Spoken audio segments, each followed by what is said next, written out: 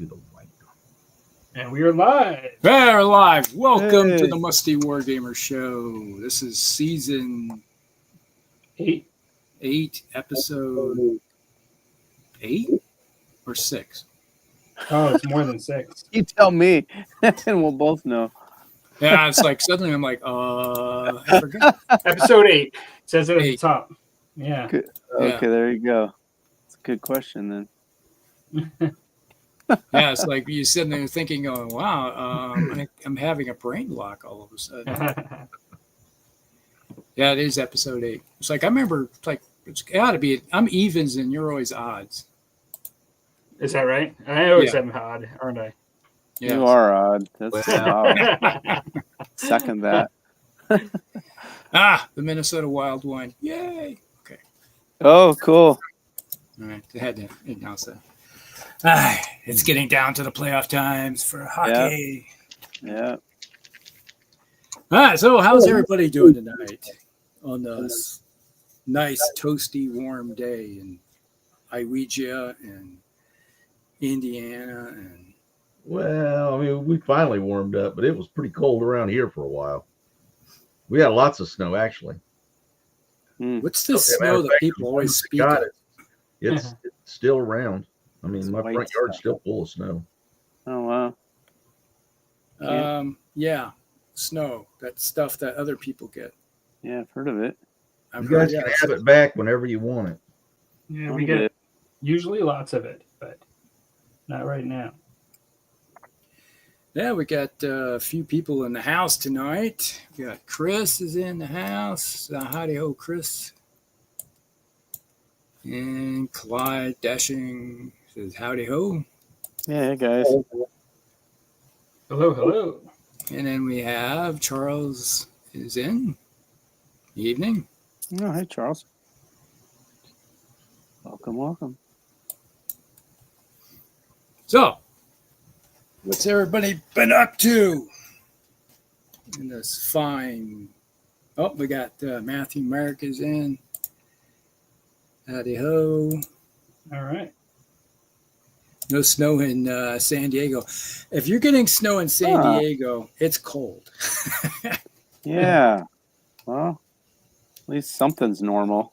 And then we got Percy's in. And we got a bunch of people in tonight. Great. Cool. Yeah. So, you want to kick off what you've been up to there, Palmer? Since Sure. you're complaining that it takes an hour to get to you. Well, guess what? You're in the corner tonight. Well, that was only around my musty drink because Rusty was commenting that I've already started on my rusty drink. Musty drink. You must drink. You're already misspeaking. And essentially, I was saying, it sometimes can take an hour to get, and I'm not going to wait an hour to start my musty drink. So to introduce it, which by the way is starting out with Heineken. And then we'll see how the evening goes. I might start to polish off this port bottle. What is that? This one. Port. Okay. Yeah, it's port. Yeah, the light was drowning it out. Okay. Yep. Oh, there you go. So, gaming wise, oh gosh, this is it's foaming up on me. I thought it was gonna go all over the place. Gaming wise, I have played another game of DPA this week. I think it was Tuesday night, and that was a lot of fun. And actually, my friend Mark, I won we played a learning game because he knows it really well, but I was just trying to learn it again, and I ended up winning. But with some of his advice, like my first game with him. But then I brought my India army, and I played the Republic India army, and I got my butt handed to me twice in a row. They were Kushites, but there was another name for it, something Kushites, and that he played, and it did not go well for me. But it was good. I had a lot of fun. I actually really like DBA. It's a fun game.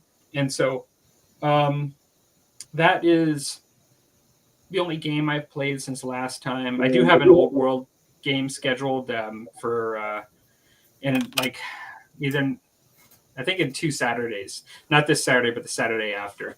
I have an old world game scheduled, which I'm looking forward to. And as far as painting goes, for those of you that might have saw my video, like I recently, since the last show, I finished my Rumble Slam team. I finished a fleet of ships for Drop Fleet, and now I've actually picked up my my what is it? You're French and Indior. Grenadiers. There you go. There you go. We got I'm proud of you. I'm proud of you, That's right. man. My Grenadiers with grenades, but they're still Grenadiers. I know. Yeah. I know where you're getting it from.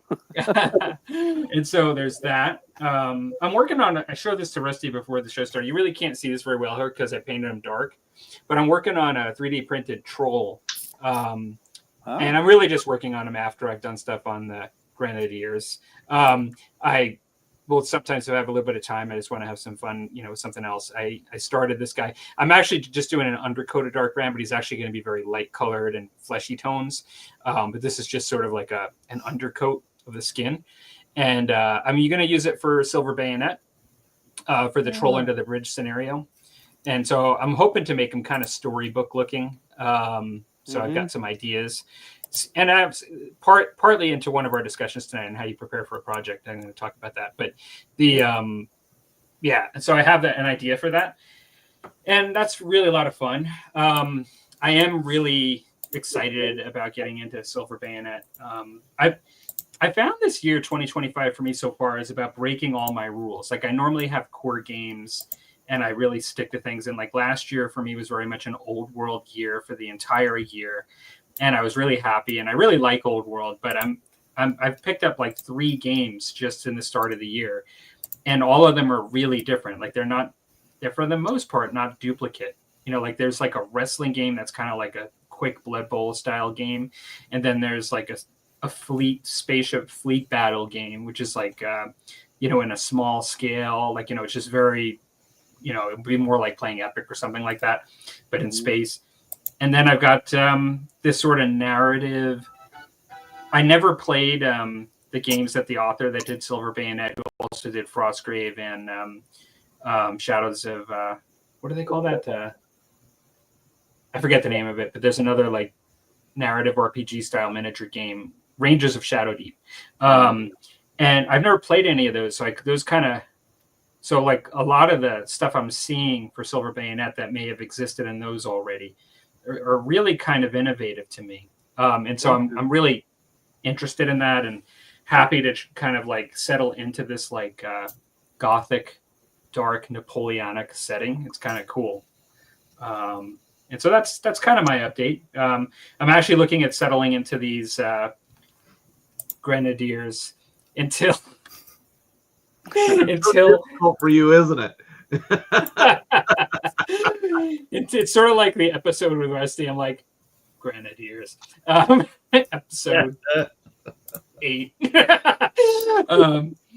But I'm looking forward to just finishing these guys off, and I'm enjoying like where I'm at with them. It's just and one thing I realized that was a bit of an epiphany for me with the Silver Bayonet stuff is they use North Star miniatures, which despite a little bit of cleanup that I think I'm going to have to do, they're really nice metal miniatures. And I noticed that North Star makes for Musket and Tomahawks, Shako and Bayonet, War of 1812, a line of miniatures. And so I can actually, because I'm doing the Russians, I can actually do the Russians for the War of 1812 Musket Tomahawks. If I want to expand this little troop that I'm doing for Silver Bayonet, I can get the North Star Russians War of 1812, and it's basically the same. It's just I can have troopers. So I can have this like specialist band of like Russian for like Silver, because the Silver Bayonet, they're like a specialist group that infiltrates, and they're like the X-Files for like a historical period. They're like looking into supernatural things that happen, sort of like Indiana Jones with like, the German guy that is sort of like trying to find like, the Ark of the Covenant, or it's sort of like that. Like that's what the Silver Bayonet is. Each country has this like specialist team, and it does have like riflemen and like soldiers and stuff, but it also has all kinds of other specialists. And so I could add to that group and play a game of Musket and Tomahawks, and actually add to that and do some more Russians, like do a troop of them, like and actually have some regulars or grenadiers, something like that.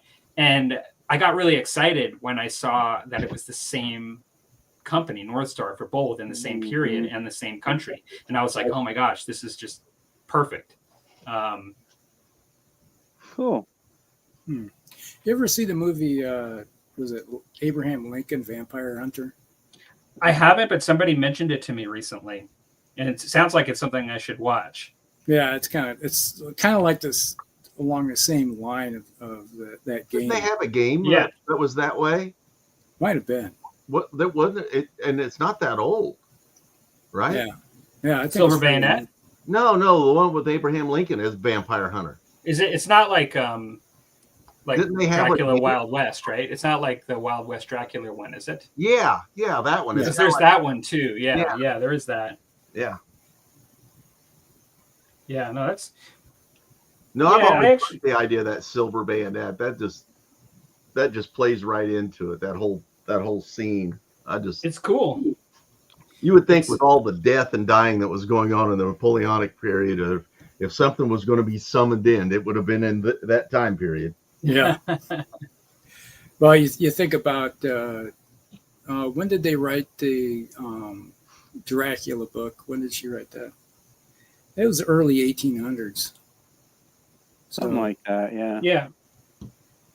It's right in that period, if that's the case. When did Mary Shelley write Frankenstein? It's about, it was early 1800s. Because wasn't it in the right in the midst of that the year without a summer? Yeah, 1818.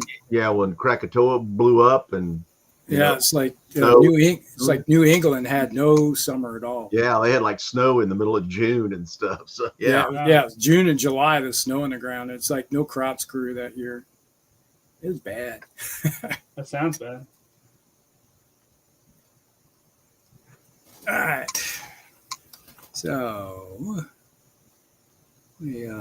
so what have you been up to, Tim?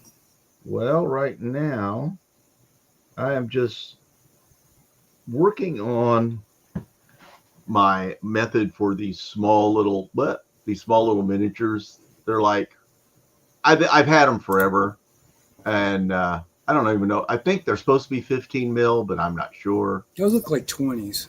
Yeah, they look a little big, but they're a lot smaller than 28 millimeter. That's for sure. Yeah. But I'm just working on these. One, just for something a little bit different. And if you saw my last video, you saw where I got a whole bunch of stuff in one of those mystery boxes. Yeah. And I got all this French Napoleonic stuff in their epic scale. Oh, cool. Yeah. So, and I tell you, I have been avoiding Napoleonics this whole time because I did with the uniforms and everything. I said, just to give me a good Dark Age theme and I'll be good. But I'm seriously considering it, and it does fall into our topic tonight. There you go. Yeah. And so that's why I decided to start painting some of the smaller stuff right now to try to get a feel for that smaller size and what I want to use and how I want to go about it. Mm-hmm. Right. Yeah, because I'm not even sure how they base those models. So I'm going to have to do a lot of research on that before I jump into it, because I don't want to start doing it and then find out, I based them all incorrectly. So that's one of those things you got to do. And well, we'll get into that later, but I haven't played any games for a couple of weeks. My buddy and I, we still got that game of Armada set up on his table. He's just had to work a bunch, and we just haven't been able to get together and get it done. So I'll be looking forward to doing that. I got a Dark Age game set up for us with Hail Caesar rules, which are my go-to. I might do it solo if he can't get anything. I might just do a solo game and post that up, and because that'll be fun. But I don't know. Not really that much. I knocked a big hole in my drywall today. That'll be fun to fix. Oh no. Yeah. I was taking out these shelves from a small little. I got this little closet thing it's underneath my stairs, and the wall that butts up to the stairs as you come down the stairs. I was taking out these really old shelves. They've probably been in here for like 30 some years, and I thought I need to rearrange this because I had so much stuff in this little bitty closet. Mm-hmm. All kinds of weapons and just stuff. And I started knocking these shelves off and got 3 out of the 4 done, and I was knocking the last one off. And I looked up and I thought, what, that looks like a little dent. And I go around to where the stairs are. Yeah, it's a little dent, all right. A big old hole, probably about 6 by 6, but like at a weird angle, and where I wasn't even hitting it towards the wall. I was just popping it up, but apparently the last little bitty shelf they put right into the drywall. Oh. And so when I knocked it loose, it knocked a hole, and I thought, oh my God. So now tomorrow I get to mess with that, and I just love sanding, Where did they put the shelf up to hide the hole? Well, I can't do it because it's on the shelf. It's on the stairs. Yeah. The outside is what fell. If it was just on the inside where the closet was, You can make that work. I wouldn't care because I'm gonna fill that thing back up with stuff anyway. My gun cabinet that's going to go in there would have covered it, but oh no, all the drywall is on the other side. It popped out that way, so that got fixed. But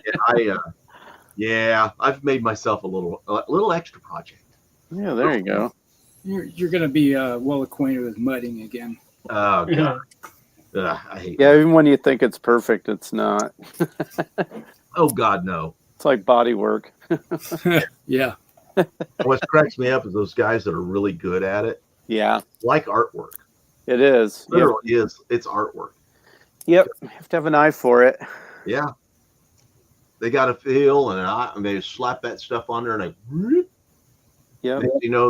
they're sanding it off, and it's baby butt smooth, and it's like, you gotta be kidding me. And you paint it and it's perfect. Yep. I can sand that stuff, and I've got it. As soon as I put paint on there, you can see the outline. Yeah, I know. I can't feel it. How is that possible? Yeah. I went through all that when we got all the new windows put in our house, and so we had everything resized to make everything uniform. Yeah.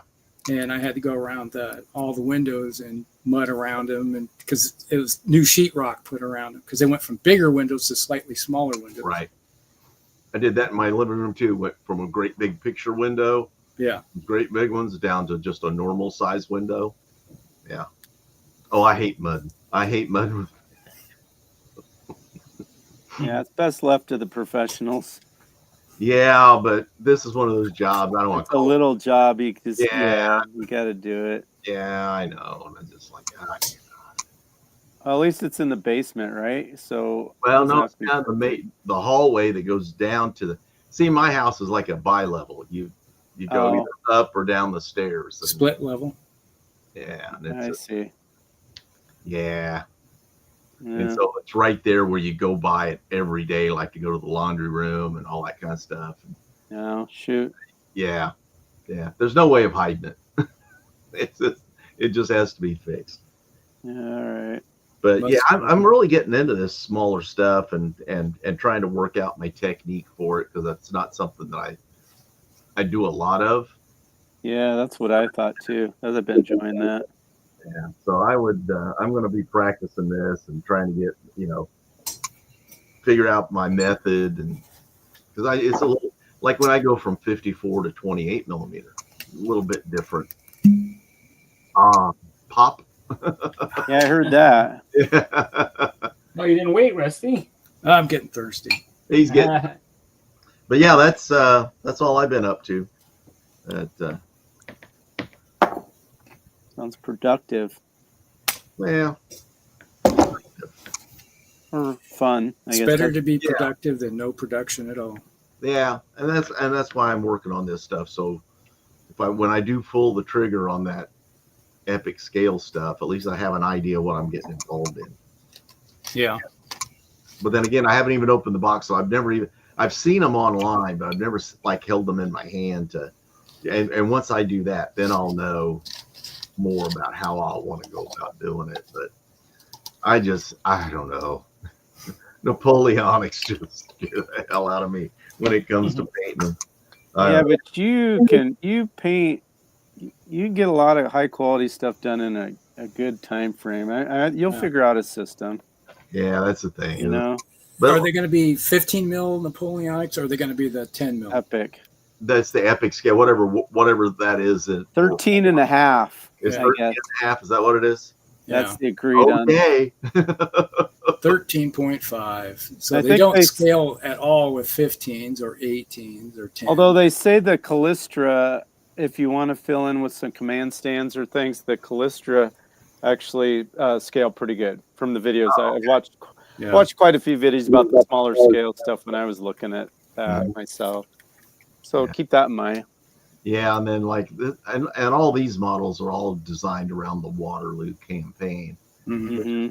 So you gotta make sure you got your uniforms painted up right and all that kind of stuff, and do a little research. And yeah, I don't want the Napoleonic police coming after me when it's done, and they start complaining about my the cuffs aren't right and they didn't paint the hat's wrong. Like, wow. Sharp's practice is on YouTube for free if you're interested in some inspiration. You know, it is. Have you ever seen that Sharp's practice? Yeah, I've seen some of it. So I started watching it because I'm doing the Silver Bayonet. I started watching Sharp's practice. I didn't think it would be, but there's playlists of many of the episodes on YouTube, and I'm watching Sharp right now. That's I think the first season. Because it's like in the first episode, it's like where he becomes actually an officer. Like, it's like starts right there. And then there's also Sharp's rifles apparently, but they have several of those groups of episodes for free on YouTube. If you're interested in watching something to get you psyched, that's what I'm doing. Yeah. Good call. That's fun. I like to. We're getting into one of our topics, but I like to. I'm trying to refrain from talking about too much of that right now because I got to save it for the topic. Yeah. Sean Bean. Yes. Boromir. Isn't that the only series he doesn't die in? I think he's died in every show he's been in. Well, he's a professional dead. Guy knows how to die. Yeah, professionally. That's a trait. All right, Dan, what have you been up to? Well, you want to take a wild guess? Work? Well, yeah, but besides that, let me see. ACW. Have you seen a trend? Yeah, that's exactly what I've done exclusively. Still painting little 15 mil guys on tongue depressors. That's depressing. Here's the ones that are finished. Yeah, I've only got a flag on the front one. I got to get flags on the other 4, and then I've got another one down here that's I've got them on their bases, glued on, and I put sand down. That's glued on. So then I just have to paint the sand and add the flock, and I've got 5 regiments completely done. How many guys you have on a base? 3?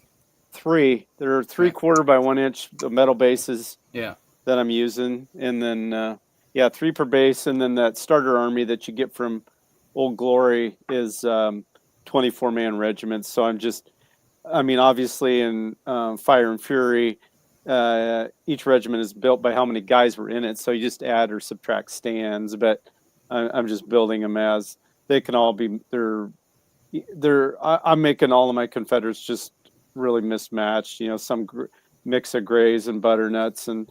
So if a bigger or smaller regiment, you just add on bases. Yeah. But yeah, that's been super fun. Been working on that.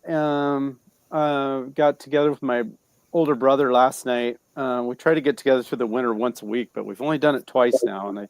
But he likes to board game, which I love too. But went over to his place last night and played Talon, which is a game. I don't know if you remember the old Starfleet battles. Board game. Yeah, it's basically a modern version of that. So that was, although it's not based in any kind of Star Trek world, it's a fictional. It's its own world, but yeah. Unlike Star Trek. yeah. Well, that's real life. Exactly.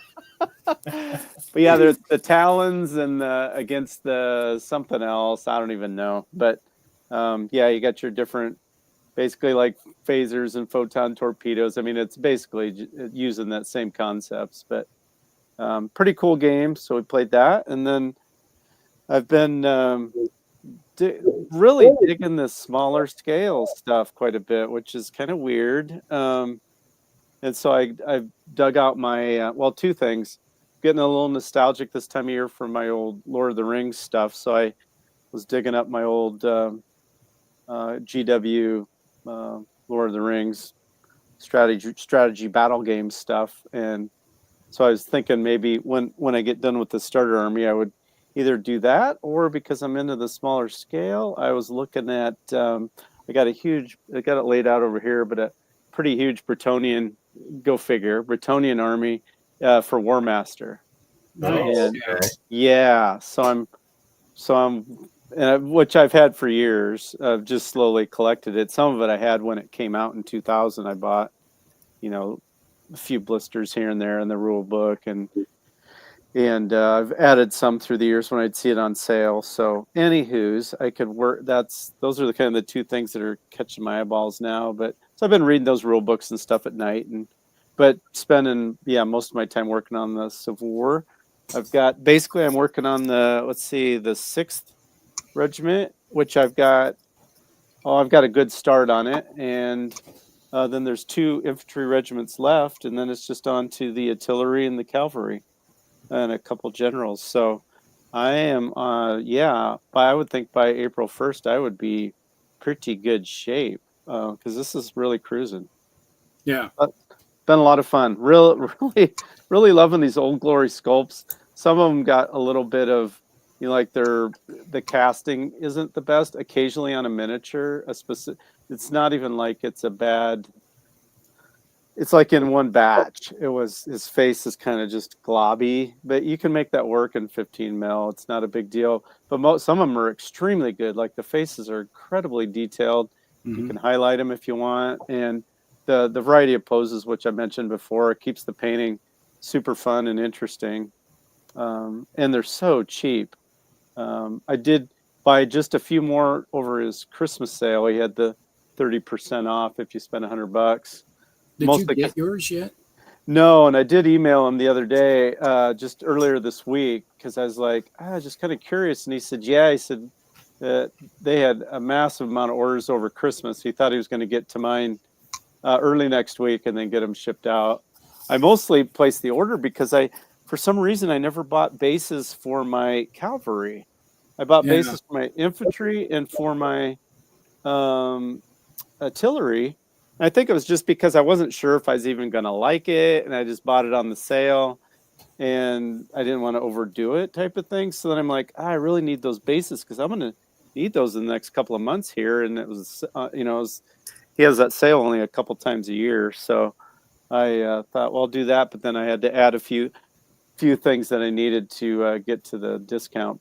But so I should see it next week. He said he actually hasn't cast it yet, which was cool because I kind of did it last minute. I was busy over the holidays, and I got some dismounted cavalry, and I got looking on the Fire and Fury rules. I didn't actually need another pack. I have enough because it's only 2 per base, and some of them are horse holders. So did the math, and it's like I really didn't need another pack. So I said, hey, if you haven't cast them yet, can I just substitute for some more, Confederate advancing infantry? And he's like, yeah, no problem. So anyway, so I should see that. But my goal is to basically just get the starter army finished. And if I'm still having fun, I'll continue on. But I might do something else for a little while before coming back, because that would be at least a small playable force. So you could get that on the table. So yeah, I ordered during the same sale. I got $100 worth of. It was about $120, I think, worth of stuff, and so I got about 50-50. It was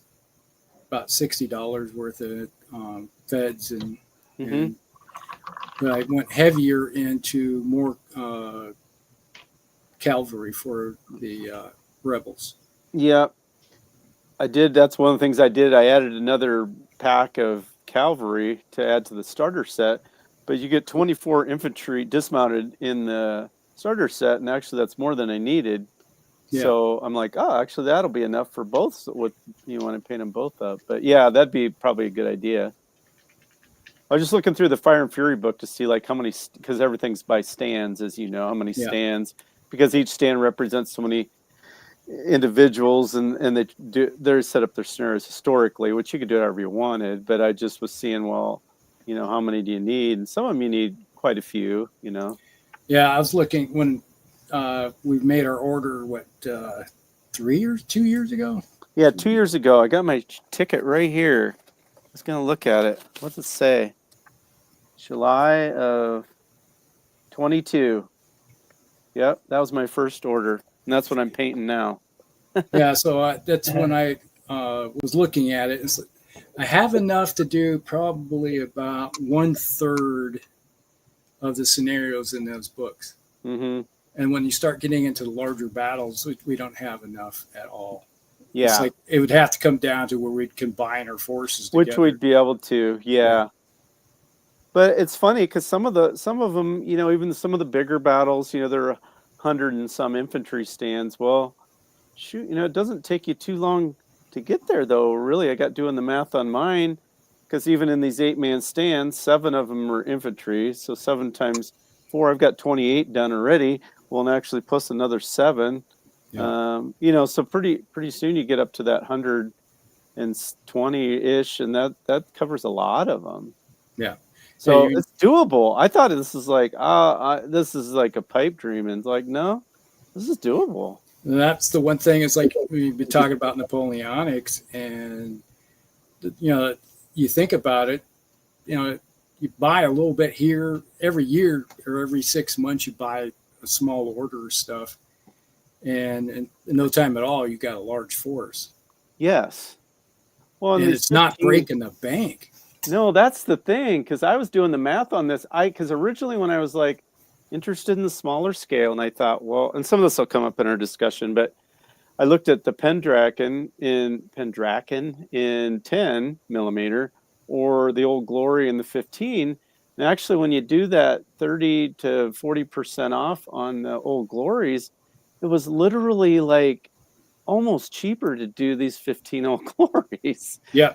Which some people say, well, the sculpts are showing their age and they're a little whatever. And I quite like them, and I like the variety, because everywhere else I looked, I was like, I think I'll get bored painting. They looked too regimented. I mean, it looked like Napoleonic guys lined up. There was like 2 poses in the regiment, and that wasn't what I pictured, So.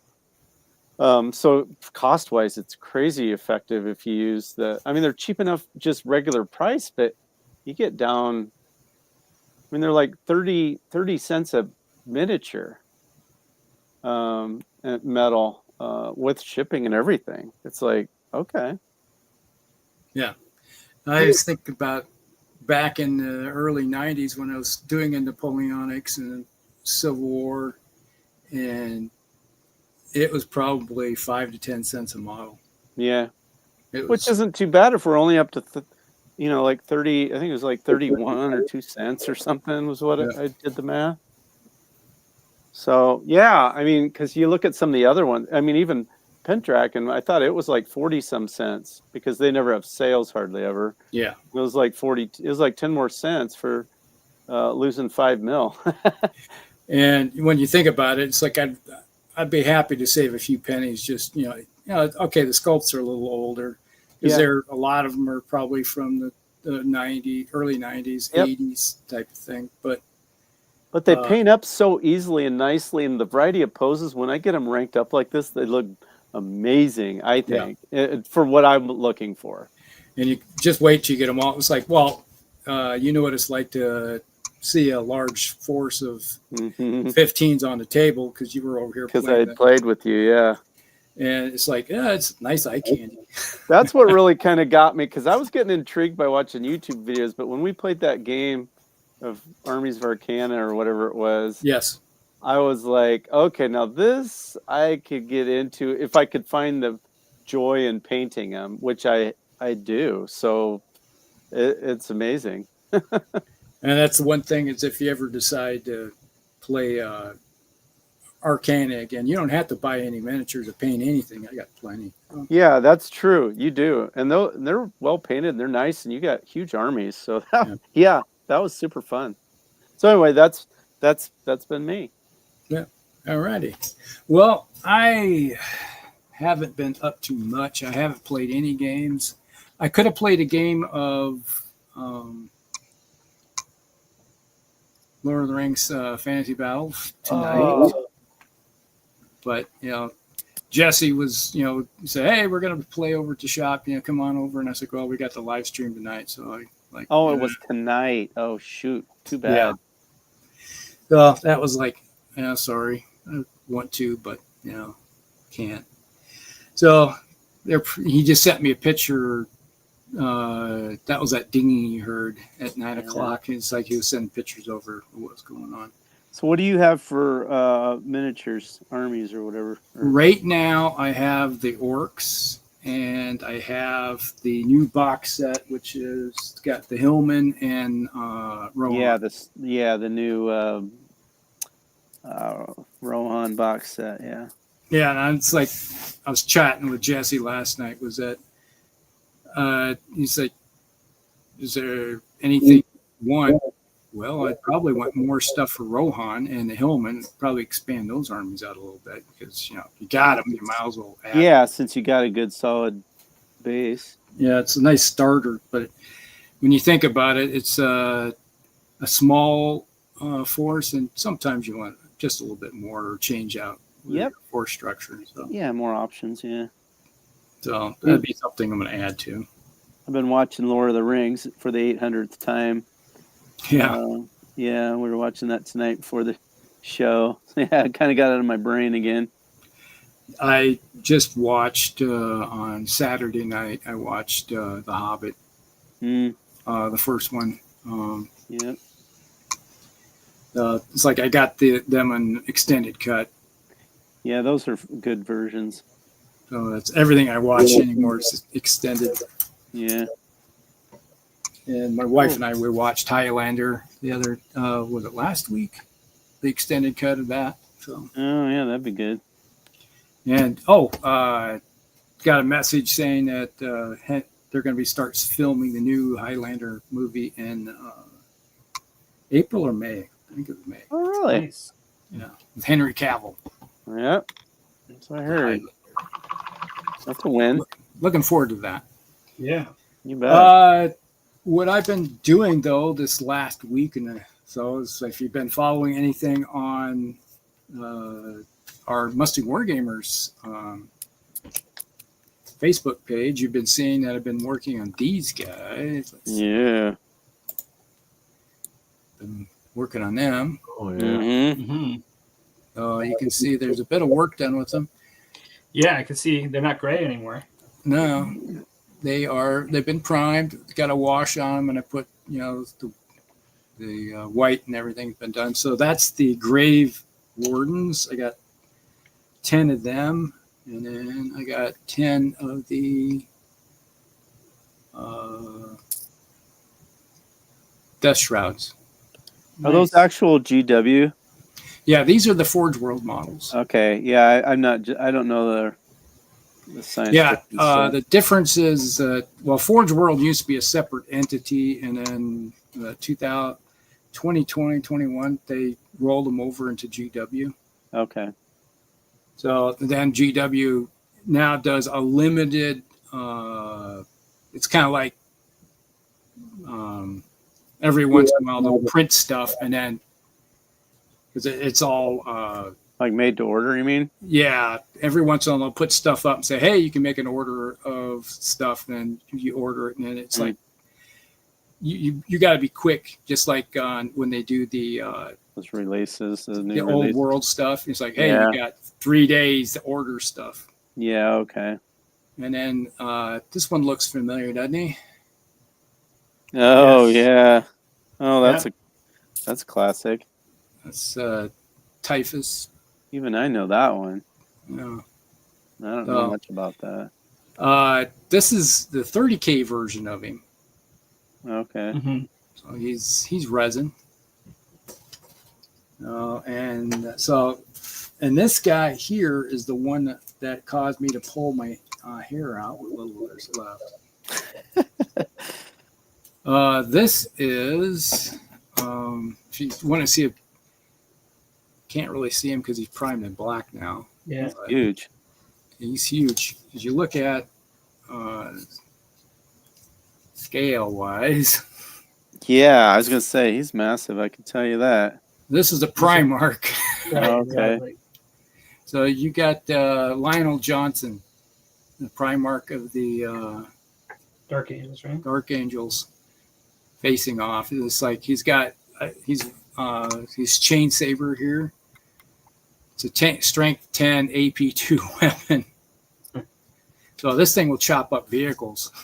Oh, good grief. Yeah. And then it comes with this big, nice dioramic base here. You can see these little guys on there. Is that Forge World 2 or not? This is 30K. Forge World. Forge World, though. Yeah. The Forge World model. And it's got a whole bunch of bodies on it, which are the Nightwings, Traitor Guard, or Traitor Legion. Okay. He just chopped them to bits. There's just parts and pieces of Marines laying on this base, and he's got one left still standing, and he's got this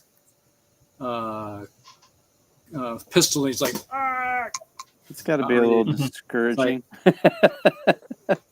You have 1 second to say your goodbyes because you're going to be in two pieces here in a second. Yeah.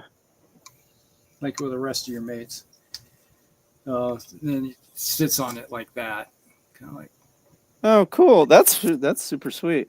Yeah. So is it supposed to be just a display piece, or do you play? This is it the like game. You can play the game with him. Okay. And when you're not playing the game, you can have him on display. Oh, and that's how it works. I gotcha. Yeah. That's cool. And the same thing is with Typhus here. Okay. He has his own dioramic base too. Same as Mortarian. Huh. Yeah. Okay. Just kind of. I think he's in 40K is Typhon, right? Yeah. Or is it something like that? Typhus, the plague something, is in 40K, and then Callus, Typhon, I think his name is. In, I'll tell you in a second here. Horus Heresy, Traitor, Space Marines, Death Guard, Callus Typhon. That's his name. Right. First captain of the Death Guard. And so I got Mortarian, the Primarch of the Death Guard, and I got Callus Typhon. Between them, I got my hero types for my Death Guard.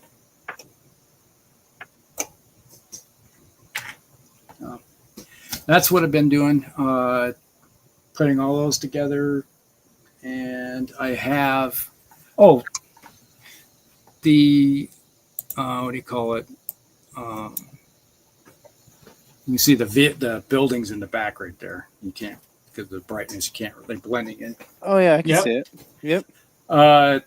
That's on hold because after the fires hit LA, the cost of resin has gone through the roof. Oh, really? Yeah. What's the connection there? Well, they probably shut LA down for a while. Nothing coming out of the ports. Oh, I see. Oh, the LA ports. Yeah. So it's like a normal $28 container of resin was like $60-$70. And I'm like, I'm not buying that. What's it supposed to be? How much is it supposed to be? 2 kilograms for like $28. Oh, or $14 a kilogram. Yeah, you can wait. And I was getting the 3 kilogram jug on sale for like $35, $36, and that was like, last I looked, it was like $90. Like, I'm not that desperate. So, and my drink of choice tonight is monkey shoulder. There you go. Actually, the best part of the monkey. Yeah. It's actually pretty good stuff. It's got the 3 monkeys on the side right here. That's pretty cool. The stuff smells good. Balvenie, the company that makes Balvenie, it's the same stuff. This is just more of the blend of their stuff. Mm-hmm. Okay. It's pretty good. Nice. If you haven't ever tried it, give it a shot. It's not that expensive either. I've just seen it. I've never tried it. If you like Irish whiskey, you probably like this. Yeah, that's why it was kind of on my radar. I did earlier tonight have a Jameson and ginger ale. So yeah. Oh, that's my update. We got some comments in here. Let's burn through these guys real quick. In case you haven't seen it, there's our topics tonight: strategies for starting and completing projects, and what planning and prep goes into a successful project. There we go. Cool. And Clyde says, no strategy survives first contact of the year. That is true. Yeah. What is this completing a project thing you speak of?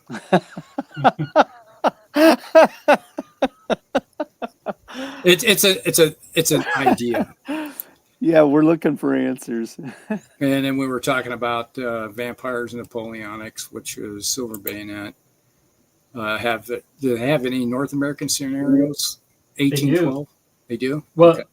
well, they have a Canadian book that actually Ash from Guerrilla Miniature Games wrote. So, like the author of Silver Bayonet allowed Ash from the YouTube channel Guerrilla Miniature Games to, because he's from Canada and Toronto, was with Mini Wargaming originally, and so in that, I believe that would qualify for the 1812 portion. Okay. Yeah. All right. So there's an adjunct there.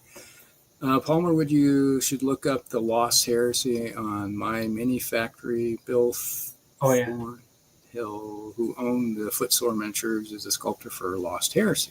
Oh, I didn't know. He does some war bands for Silver Bayonet. that you can print. I've seen the bands. I've seen the war bands, but I didn't, and they do look really nice.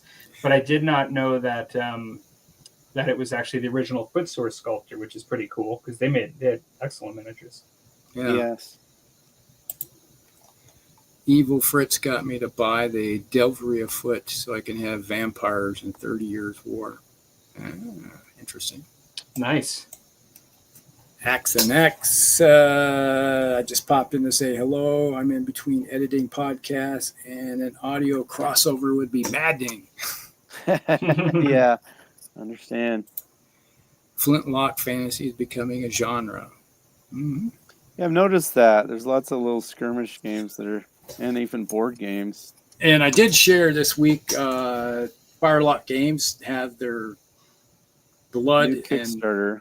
And it's with the Napoleonics. Yeah, it's a Napoleonic Blood. And, can't remember. I did notice that they're not putting out miniatures for any of that stuff. They're just staying within their Pirates era for miniatures that they do. But yeah, there's so many Napoleon. Why, that just seems like there's so many miniatures out there. It's like it's super saturated. Why fight that? Yep, makes total sense. Yep. Napoleonics is inevitable. I am inevitable. Resistance is futile. Yeah. That's my plan for the year is flurry of activity at the beginning of the year while time is available and do nothing but work for most of the year.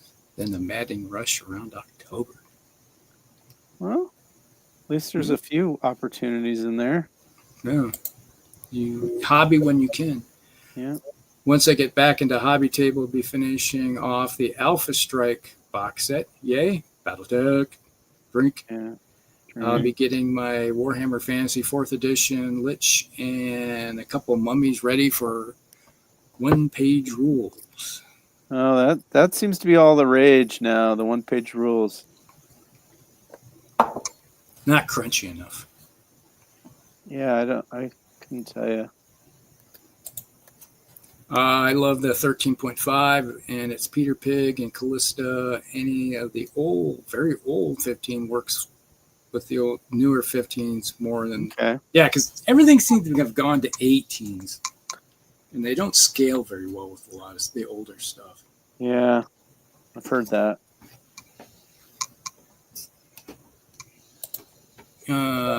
Back to work for me. Catch you on the rerun. All right. Yeah, thanks for stopping. There's a YouTube channel that seems to be the IP holder for Sharp that has been posting clips of it for the past few years. It seems they've gotten a lot of new eyes on that show. Yeah, I remember seeing it here and there, but I've never watched the complete series. It's one of those things where every once in a while, somebody will post an episode up on YouTube, and you'll be able to watch just an episode. Yeah, just even different shows, they'll do that before it gets snagged down. You can, but with what I was talking about, and I can send you the link, you can see the whole first season. That's okay. Cool. Yeah. Sean Bean dies in everything else to be immortal and sharp.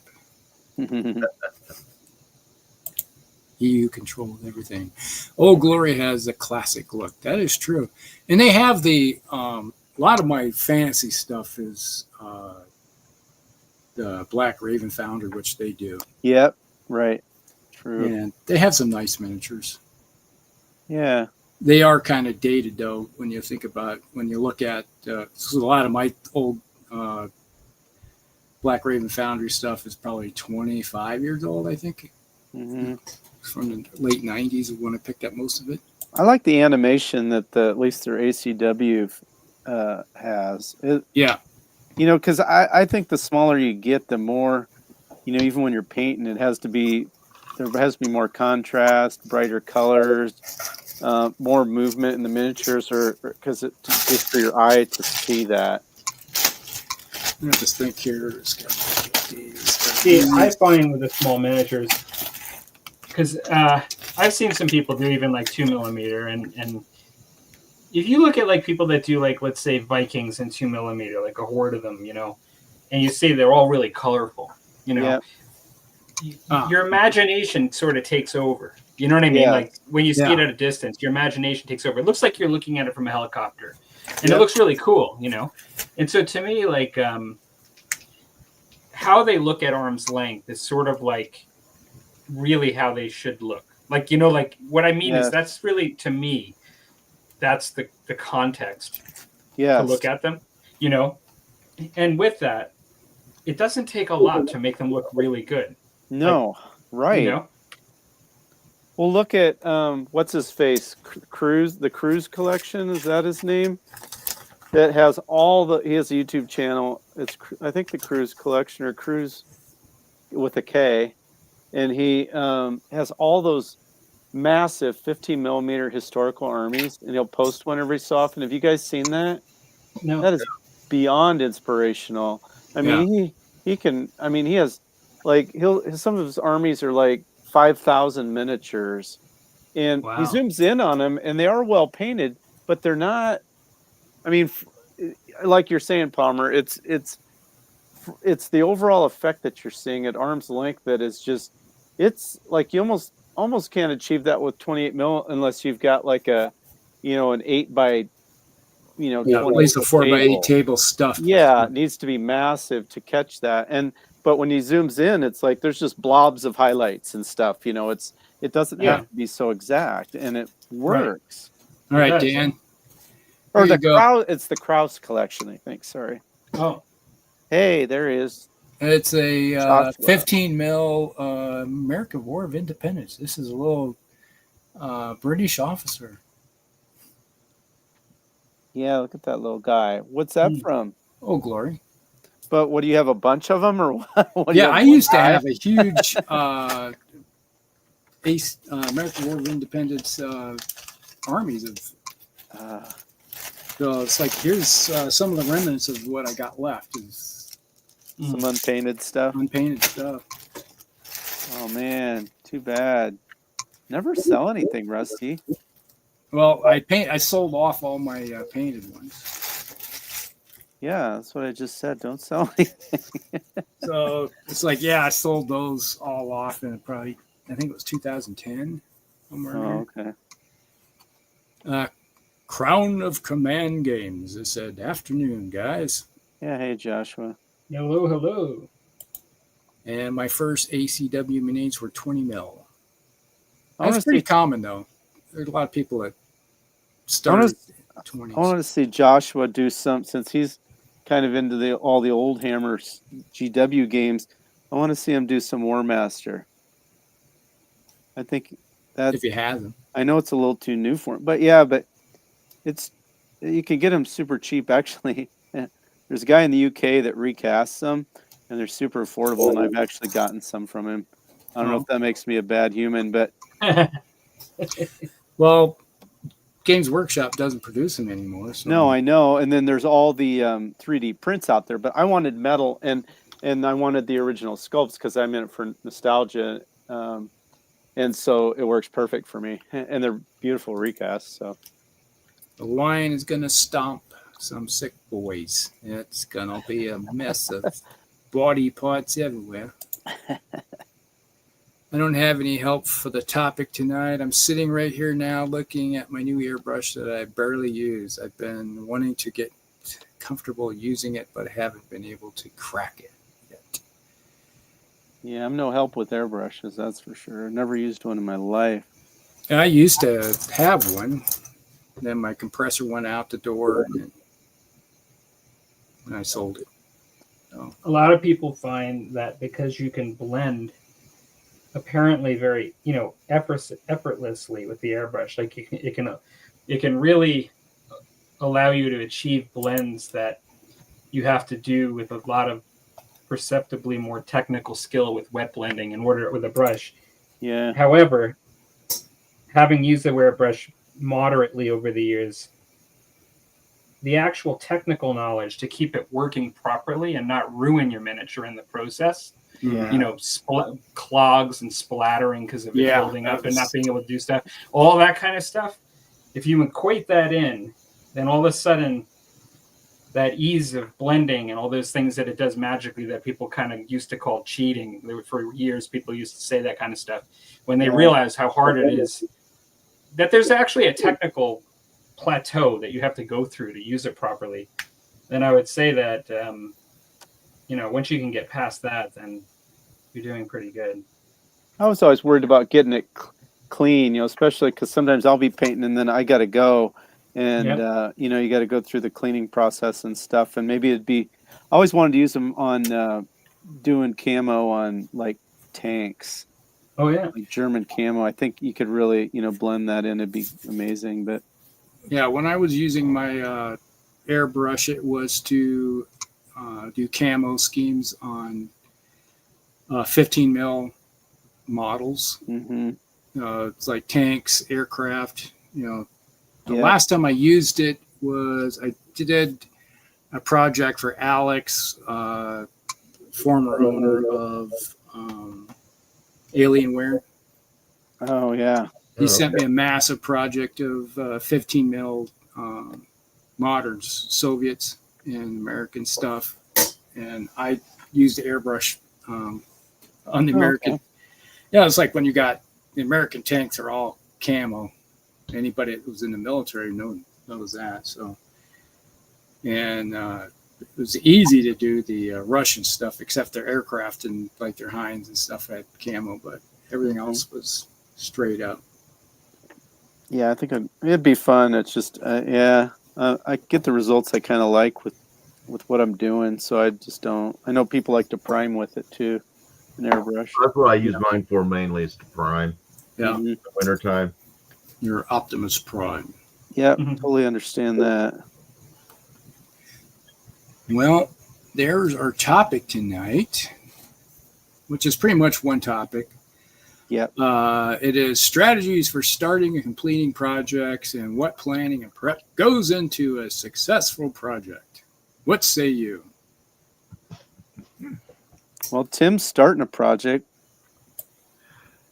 Well, What do you think? it's like with anything else. You got a preparation, organization always equals performance. There you go. Okay, we call it the pop theory. And under preparation, you like with if I pull the trigger on these Napoleonics, it's going to be a lot of research about the Waterloo campaign, what units were there, what did they look like, and do I think I can pull that off? And when I go to do that, then I need to organize the forces, the paints that I'm going to get, the brushes I'm going to use, and get everything lined up. Mm-hmm. And that tends to make the projects go easier. And I try to do that with all of them, where I already have an idea what I want to do. I do the research. Now this is like for, I don't know, I guess even like with 40K and stuff, you got to do a little research on the different legions and factions stuff and stuff.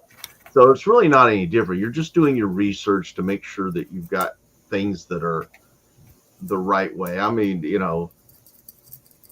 and that sort of thing always leads to a much better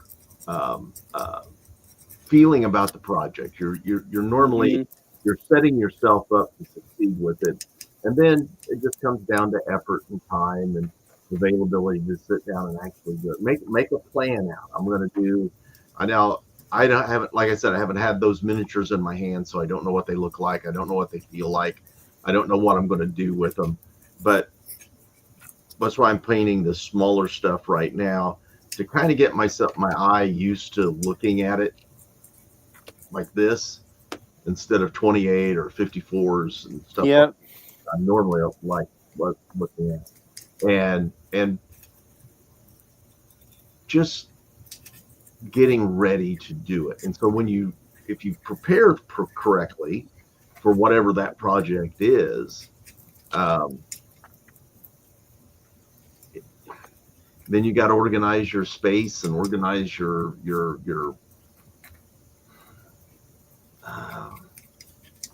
you take the information that you've researched and put it into practice. Like if I'm going to do a certain unit, then I want to make sure I've got the right colors and all that kind of, all lined up, all ready to go, so I don't have to go looking around and finding it. And then just do that one thing. Just get it done. Do that one thing and get it done. And I always find that getting something done like that, it just sets you up for success for the rest of it. And I'll leave that there because that's the second part of the equation. So how do you, Tim, like, what is it when you're looking at, like, because that's what you're doing now a little bit, when you decide that you want to start a project, how do you evaluate if you think, like, what makes you say, yes, check, I can do this, I'm in? What is that step that you've, because everybody dreams about projects, what's the thing where you feel like, okay, I can commit and I can do this? There's usually a passion for it, and that's why I do a lot of ancients, because I just love that time period. I love the successor kingdoms. I love ancient Rome, and I'm not much into the Republican Rome. It's the early. I like the early Roman periods, all up through like Sulla and the Marian factions there, that sort of thing. When you get into like Caesar, up to Caesar. I think it kind of ends with Caesar. Okay. Get after that first century, and they're just so dominant, and the organization. It doesn't interest me until the fall of Rome. You know what I mean? Mm-hmm. When the chaos really happens. I like the growth, and then I like the ending chaos. But they're at their peak, and they're just whipping the shit out of everything that walks, crawls, and pees. Okay. Doesn't interest me. I like chaos and just when things are in the balance. Let's say that nothing has ascendancy. That's why I like the wars of religion. I like the 30 Years' War. It's a transitionary period. Mm-hmm. All those where you can wind up kind of like with a fantasy empire army, where you can have like spears and guns and bows and crossbows. You just kind of have this menagerie of weapons and tactics and stuff to draw on. Those time periods really fascinate me. One of the things I like about the English Civil War and the 30 Years' War is you got pike and shot. You can have mounted crossbowmen early on.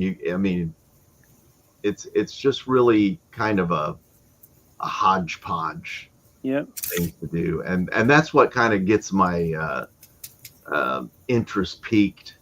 But I've always kind of been a fan of the Napoleonic era. It's just the uniforms. Oh God, yeah. Are daunting. I look at it and oh my God, I just don't know if I'm worried about my own patience. Insanity. Mm-hmm. Trying to get all the colors right and all the uniforms just right. And I've seen other people that have posted that they said they're not even going to bother painting them. One comes red, one comes blue, and that's good enough for them. Right. I heard somebody say something recently, because I was researching Napoleonics a little bit recently, and somebody said something around the point of that they doubt that there was even a technology to make colors as consistently as we think back then. So the shades we're talking about may not have always been the same shade of blue. You know what I mean? Right. And the same shade of red for all the. Well, even up into World War II, they comment about that. Yeah. Well, the other thing with shades is that the whole regiment may have the same at the start, but if you're in the field long enough, things fade. Yes. Weather. Yeah. And then if someone comes in with a new uniform, they're going to look like totally different compared to the rest. The dyes won't be the same, and where were they produced, and so I think a lot of the time our assumptions, like when you look at, like they'll look at a uniform in a museum, and that's like a museum piece. That would not have been like somebody that's had that on in the field, Right. Okay. Yeah.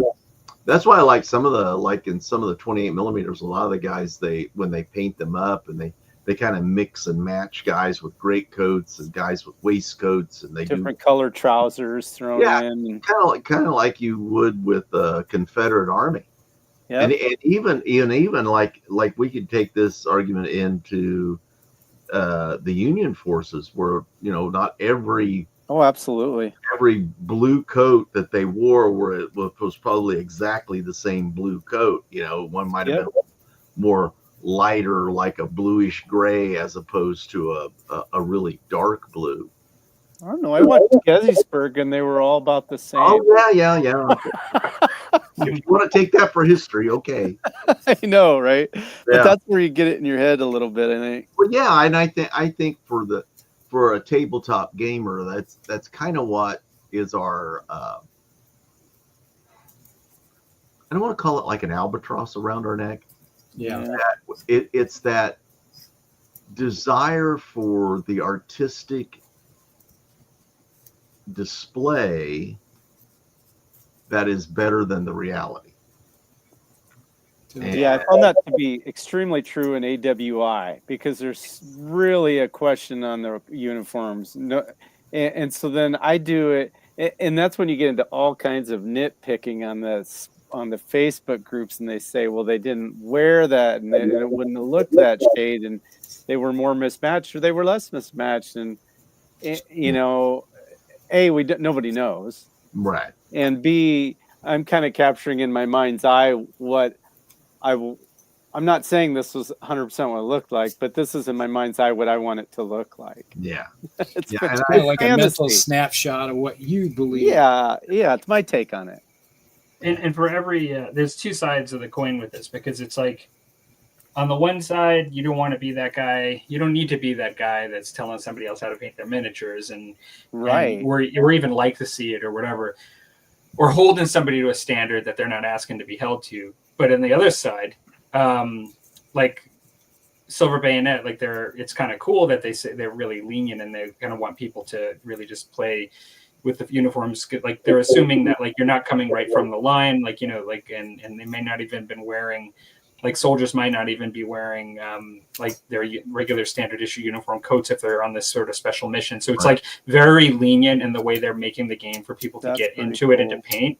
Having said that, the other side of the coin is I kind of want to know what it was supposed to look like at that time. So I am looking them up, like, and because I do like that. Yeah. But I also don't want to, I also realize how daunting it can be once you get into the information sometimes. Mm-hmm. And I don't want to like, I want to look it up and be sort of like mostly right, but I actually don't want to be like worry about like a button being off or something like that. Right. Yeah. You know, like his cuff wasn't supposed to be that shade of blue. Yeah. Yeah. And so like, but I kind of enjoy looking at it, like, you know, like the actual information. Yeah. And so it's not that all the respect in the world for those guys that do those large 28 millimeter Napoleonic armies, and they just look stunning. You know, but absolutely. I'm just not sure whether I'm going to be patient enough to do it. Well, you're looking at your scale choice. You're doing the epic might not matter so much. Yeah, epic. We've got a lot more leniency. Yeah, sure, 100%. So if I'm looking at white trousers and blue coats and whatever hat they have on, and then and then you're done. Yeah, you're just catching the what are the really couple main features of that unit. Yeah, just so you can identify them and stuff. Yeah, and capture the flavor of it. Yeah, capture that flavor and something, whatever was distinctive about them, you know, and make sure that that's what you get, and then just move on, you know, because it's a very large price. Like I said, I got both starter armies for that Waterloo thing that the Warlord Games did. Plus, I got this new stuff for the French, which basically means I'll have to buy something to balance out my English forces, which I'm thinking of getting some Prussians. Oh, cool. And to balance them out. So I don't know. We'll see. See where it leads. I'm working on this right now. These Numidians, and then I might have to crack one of those boxes opening and get those in my hand and look at them and go, okay, I think I can do this. But still, I'm going to have to do the research and find out what I want. You know, what them to look like. I'm sure you blue can coats do it. And white pants, if that's what the majority of it is, okay. And then just a little detail along the ranks, you know. But but we'll see. But like I think as in our preparation to start a project, you really got to find that thing that moves you towards that project. Could be a movie, a book, some sort of outlandish story you've heard that makes you go look up something, and then all of a sudden you start going down the rabbit hole. But you have to have a little bit of that. This is why I don't think I could be like a commission painter, because a lot of times I've got to have that joy. One, I know my painting skill is not up to having somebody pay me to do it, and two, I just don't. If somebody would send me like World War II stuff that I have very little passion for, as far as painting and gaming it. I mean, I've got a what is it? Oh, from Battlefront. Flames of War. Flames of War. I've got a North African force. I really enjoyed putting it together. I've enjoyed the games, but it's not something that I would just. Not a passion of you. It's not a passion project for me. No. Mm-hmm. Yeah. So I don't know. You got to find that thing that keeps you going, and that's another reason why I'm hesitant about starting the Napoleon, because I hate starting something that I don't finish. It really bugs me. I'm not one of those that can start something and just put it away. Like I make myself a goal. Like if I was going to do it, I would have to say, okay, I'm going to do this core or something. I would have to get that thing done. And if I found it to be drudgery and all that kind of stuff, oh God, it'd be awful. It'd be like be like going back to work. I don't want to do that either. There you go. Turning your hobby into work. Yes, I don't want to do that. I really don't. I find it's too pleasurable to start attaching. No, the hobby. No, the hobby. No, I am not what you would define as a workaholic. Not anymore, anyway. Work, therefore, I play. Yeah. Yeah, there's a little picture meme that goes around about the U.S. Army. Where, shows infantry grunt standing there, and it's raining, and he's standing in about a foot of water, and he says, "This sucks." And then it shows a special forces guy standing there, biting the head off a snake, and he goes, "I like the way this sucks. It's raining. It's just miserable." He's all about it. Yeah, I love this stuff. The worse, the better. Yeah. And then it shows aviation guy in a helicopter looking down. Sure sucks down there. And then it shows the Air Force guy sitting in his back in the area, and he says, "The cable's out. This sucks." This sucks. Oh my. Yeah, I think about the topic where the big thing is, like you said, is like if you have a passion for something, you're gonna want to do it, right? Right. And my problem is a lot of times I end up with passion for a lot of too many things, as my wife likes to say. Do you need that? Like, you got too many things now. Do you need that? Mm-hmm. But it's like. Right now, I have to get into it because the whole purpose of doing all that training because I want to do the Lord of the Rings stuff, and I'm going to be starting painting on those orcs here soon. But that is the hardest part right there. It's like the easy part was getting the miniatures, and sometimes it's like one of my biggest problem with is over. Indulging. I don't know if anybody else has done that. Where no, never done that. No, absolutely not. It's like, oh, I like that. I want to get into this, and the next thing you know, you bought about, you may need 30 models to play that skirmish game, and you end up with 80. You're like, yeah. I guess I got too many, and now I got one of everything. Yep. Yeah.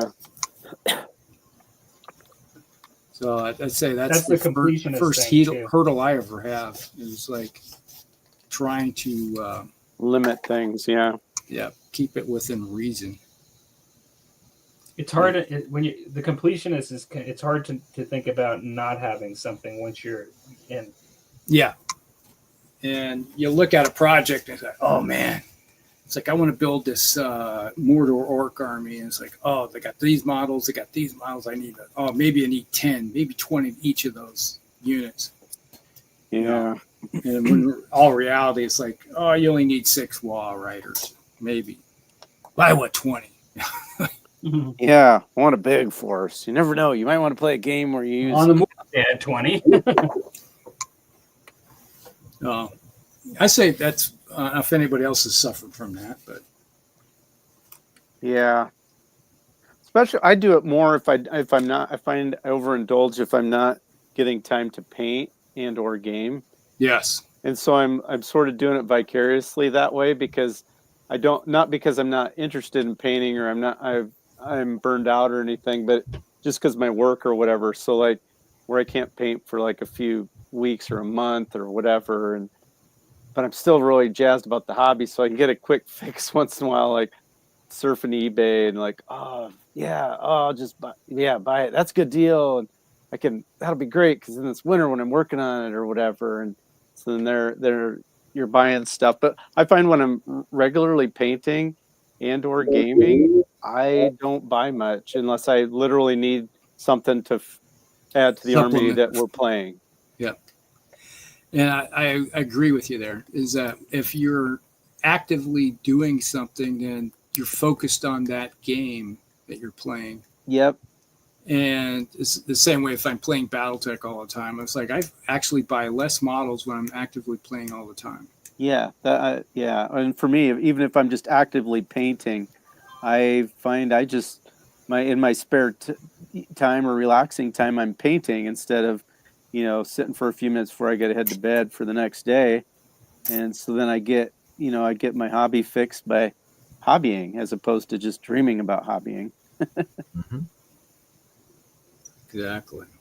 Well, one of the things I think that is important, like you guys pointed out, of course, you got to find a passion and then, try to avoid that impulse passion. It's like, for me, I always look, is this a reoccurring thing? Like, how it is, because a million things I could be like excited about, but is it something that keeps coming back up for me? Is it something I've been interested in for a long time? And then I think after you get past that and you decide, yeah, I want to, then I always think to get off on the right foot, to actually get yourself to complete the project, you have to start right. Like Tim said, with planning.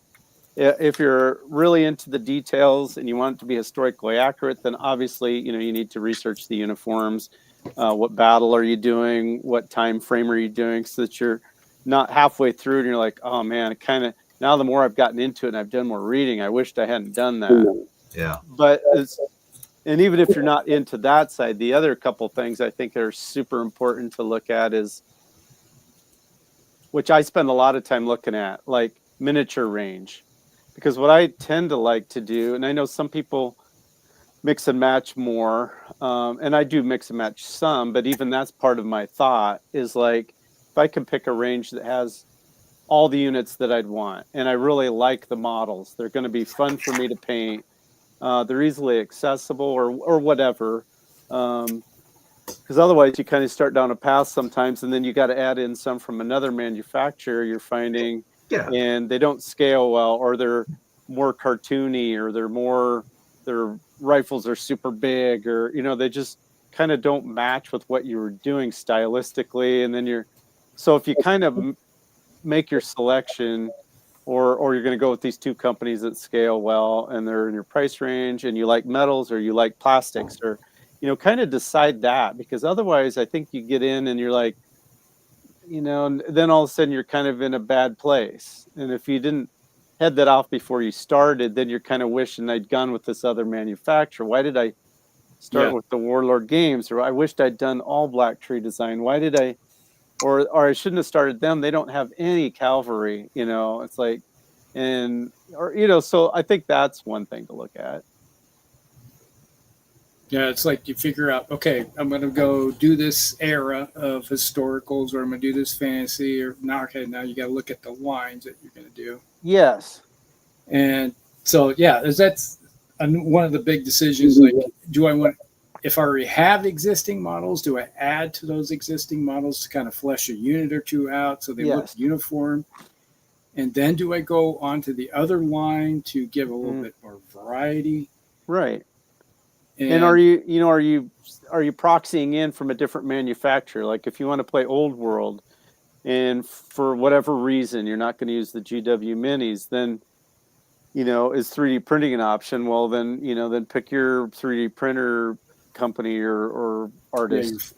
Or do you say, hey, I looked on, I can actually put together what I want through the old Foundry miniatures, or I can go to Black Tree Design through their fantasy line. Can I build the units that I want from that? Kind of so you got to plan to finish an army with the models that you're excited about, that look good together, are the style that you like, whether it's kind of old school or it's plastics, or you like the more cartoony look or whatever. Yeah. And then one other thing I always think is good too, obviously, is to pick your rule set or rule sets. Yeah, that's going to influence how you're going to, and I think it's important too, because since I'm such a slow, methodical type of a hobbyer, I like to pick several rule sets and know that the basing and the unit compositions and the miniatures I'm buying, I can easily use them with different rule sets easily. Mm-hmm. Like, that would be particularly true, I think, of historicals, whether you're using 20 by 20 bases or 20 by 60 bases, or what rule sets can you make both? Maybe you can take the 20 by 20s, but you put them in movement trays, and then it works well for whatever this rule system is. Or you single base them so that you can use them as skirmishes as you're building your force, so you can start playing maybe a muskets and tomahawks before you get to the small black powder game, before you get to the giant black powder game that you were dreaming of. Because otherwise, if you're just dreaming of that large black powder game, A, you want to make sure you've based them right, but B, it's going to take you a hot minute to get there. So you need to find some plateaus where you got to this goal, and then you're able to either see units or get the units on the table, to feel some reward from your efforts, and that'll keep you motivated to move forward. Yeah. And it's like in the case of our ACW, it's like we decided on what system we were going to use. Then it's like, okay, now I know what system, scale, and then we're going, okay, they're all going to be uniformly based because we're using this system. So, and then we individually based them in movement trays. So, we can play sharp practice with what we've got. Or actually, when I first started painting, I was using mine with Mark. We played muskets and tomahawks about 4 or 5 games. So you don't even have. So it gave me the flexibility. But if I'd started gluing them onto, 40 by 40s or 40 by 60s or whatever, you couldn't have used them in muskets. You could have, but not as well. Yeah. I think Tim was into eating cattails. I was sitting there trying to paint, and it's like, get that out of my face. That was pretty.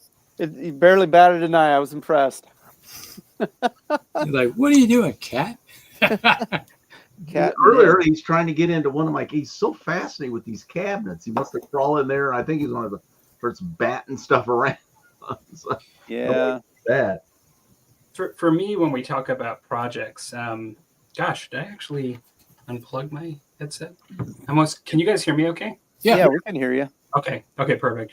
It almost sounds like I can hear myself too much. Usually when I have my headphones on, I can't. One of the first things I try to identify is like, what kind of project is this going to be, in the sense of, is it going to be something that's routine, or is it going to be sort of like a stretch, new sort of design kind of project that's new for me? New either in technique or even new in color palette and something I've never done before. And that actually is really important for me, because whether it's me just like having painted U.S. Army soldiers and now I'm just painting more, it's just a new project. That, like, I'm always thinking about what the technical process needs to be eventually, like, from like priming all the way to sealing and everything in between, like all the painting in between. But prior to that, there's a design concept, and I have to determine whether the design concept is like, let's say as a house builder, or like somebody that does an interior design for a house, am I doing another one of our whatever that we've done like hundreds of, or is this something completely new that I have to research? Mm-hmm. And so like I brought some miniatures out. I took my headphones off, and I Rusty, if you don't mind zooming in.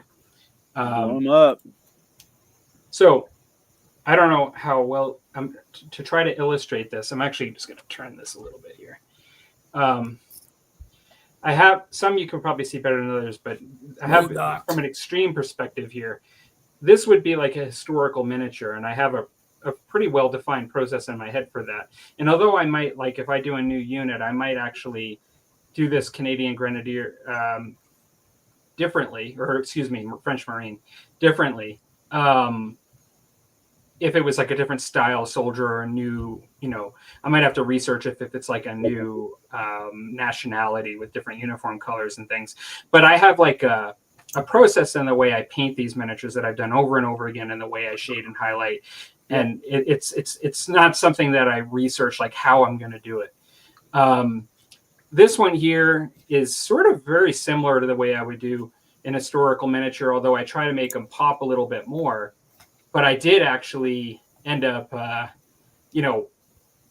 trying to do a little bit of my own design concept. So I spent a little bit of time just researching how I wanted, or thinking about researching internally, looking at other miniatures and thinking about how I wanted to do the skin.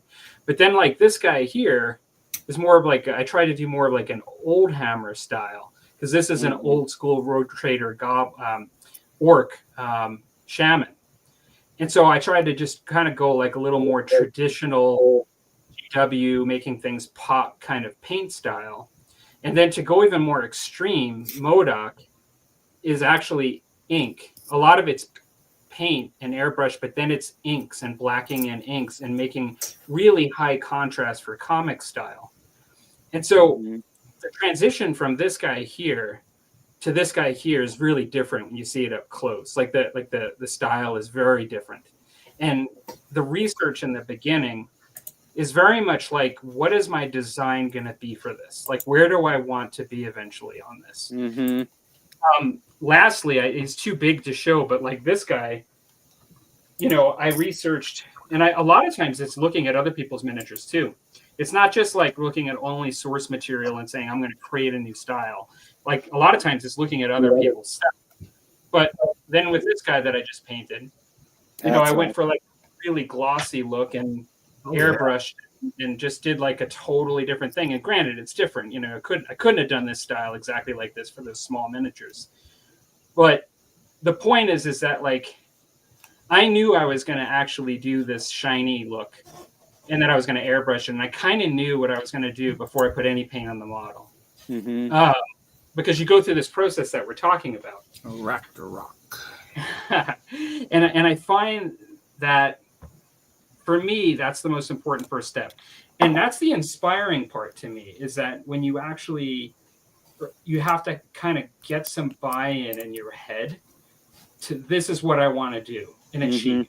So like, I want this to be a shiny airbrush spider that's going to look like this. I want this to be something that's going to pop out of the comic books. I want this to be, kind of like what I would try to do as a traditional, like historical miniature in the way that I've done them before. I want, all of those I repeat. Like I will do more historical miniatures and not change them up and do them kind of as a way that I like to do them.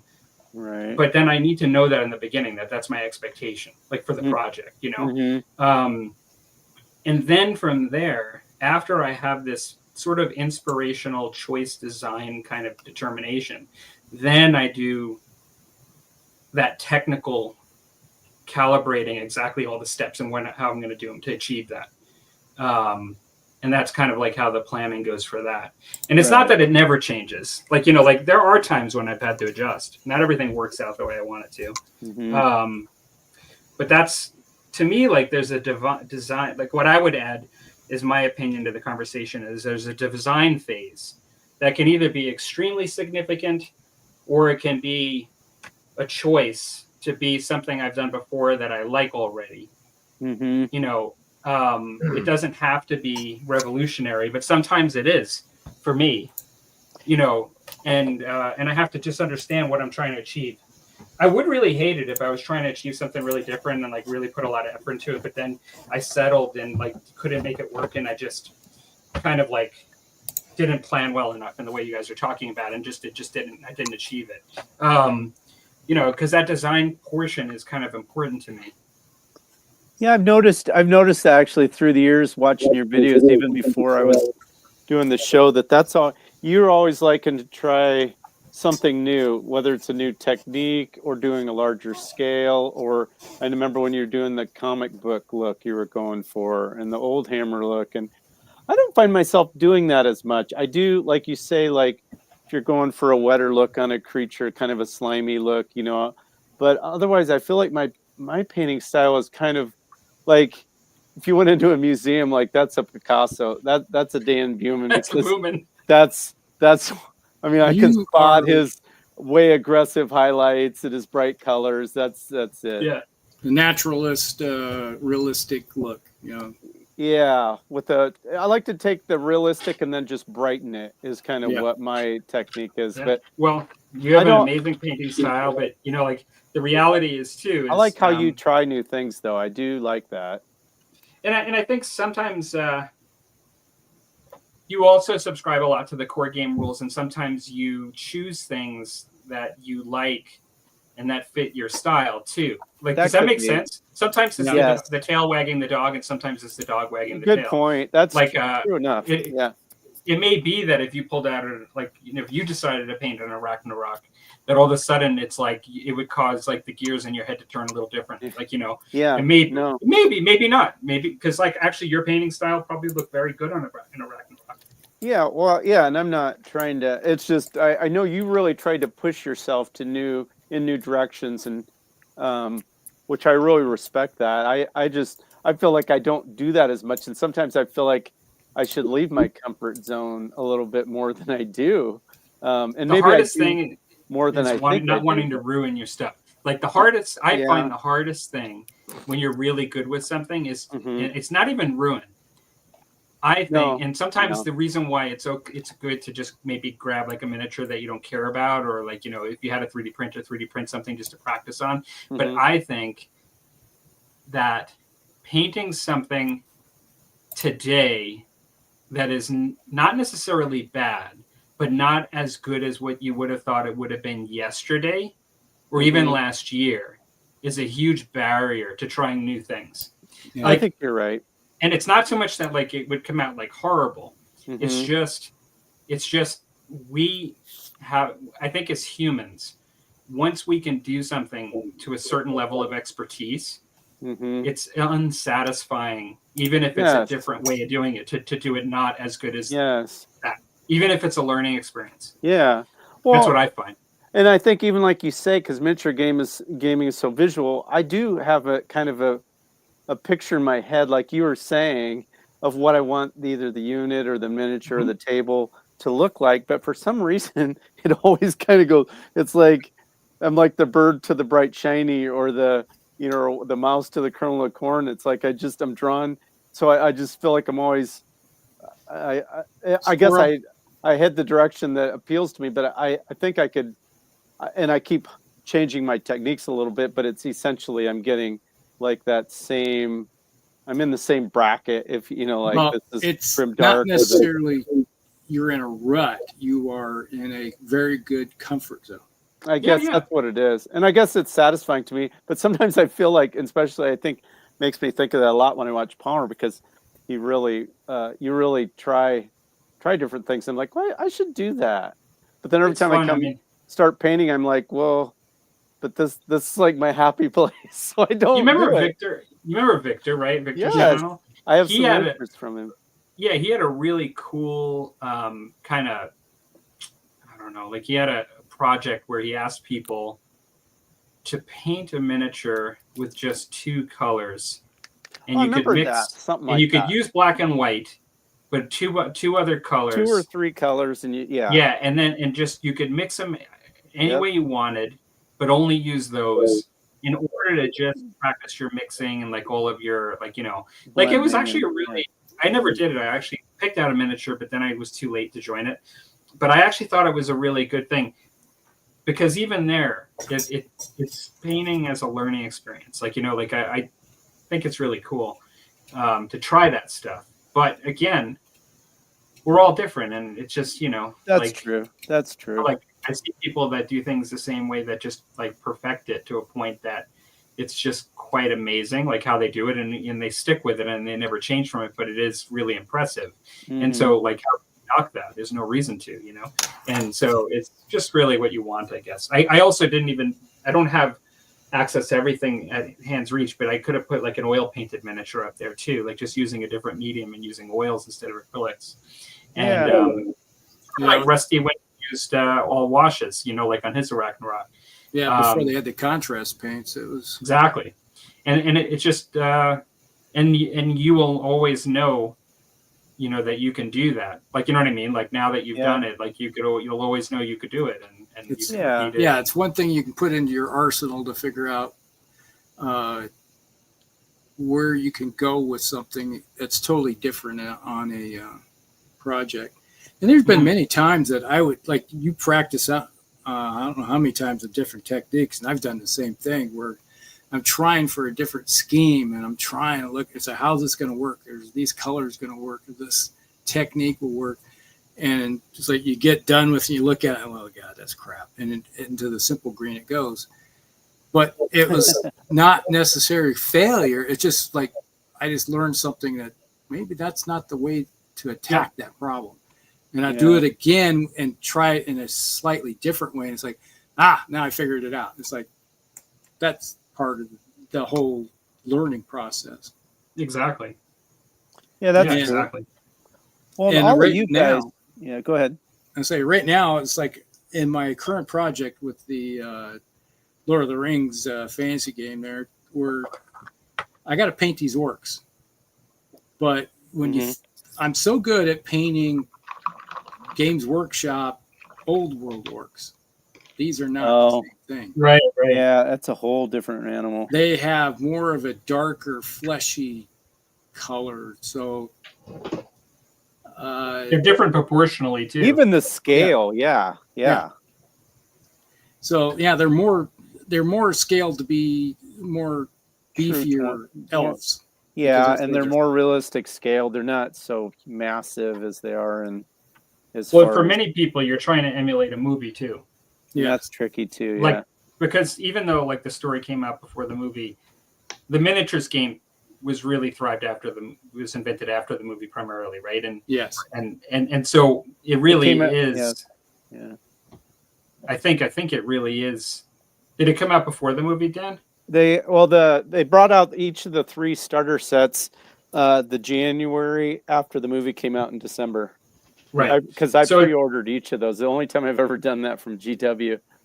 So all the more reason that for some people, the inspiration, since they literally model a lot of the miniatures like to the movie, is you want to make them look like the movie. Like you want Aragorn to look like the guy in the movie. I know. Like in many cases. Yeah, and so because of that, it's a totally different feel than when like you're trying to paint your Uruk-hai to look like the movie. Like not like a green GW orc, or a black orc or something like that. Yeah. And so it's a different kind of different challenge. Yeah. And that's the challenge I have now is that all the clothing and the armor, that's not an issue. It's like leather is leather, It's like if you're gonna make a dark leather, brown leather. Yeah. Pick your colors you usually use for that. Or some type of rusty looking metallics because they didn't have nice shiny, they didn't take care of their stuff. But it's the flesh tones that it's like boggling me right now. It's just trying to figure out how to attack it. Well, like the orcs, you're up for the orcs or the Uruk-hai? Yes. Well, the orcs, from what I remember, there is not one. Like if you actually watch, when that's you're what I was watching going to say. Movie, they're grays and browns and blues. Blues, yeah, blues tinges. Like that guy when they grab Merry and Pippin, and then they're running. The Uruk-hai are with the regular orcs, and they grab Merry and Pippin, and then they run to that green field at night, and they're arguing what they're going to do with Merry and Pippin. And if you look, just like Dan said, like there's a guy, if I remember correct, has like practically a blue face, and then there's a guy that has like a gray face, but they're not like the Uruk-hai. They're the Mordor. They're the actual like Mordor orc. Yeah. And so in some ways, you can't. And this is not always fun, but you almost. If you're doing the Mordor works, you almost like what I would probably do, not that it's the right thing, but it's just I'd probably, if there were 20 of them, I'd probably paint them in sets of 4 to 6 and do like a few different colors and actually have them look like a motley crew, like that group at night. And you know what I mean? That all look kind of a little different. You know what I mean? But that's not necessarily conducive for everybody's assembly line painting, you know, but it would be kind of cool. But yeah, but the fun thing is when you make a decision, Rusty, the harder a decision it makes, and like when you try to do it, the more satisfying it is when you actually do it, I think. Like, you know, like it's sort of like, you know, I don't know. That's just to me, that's the fun part, is like, that's the design process.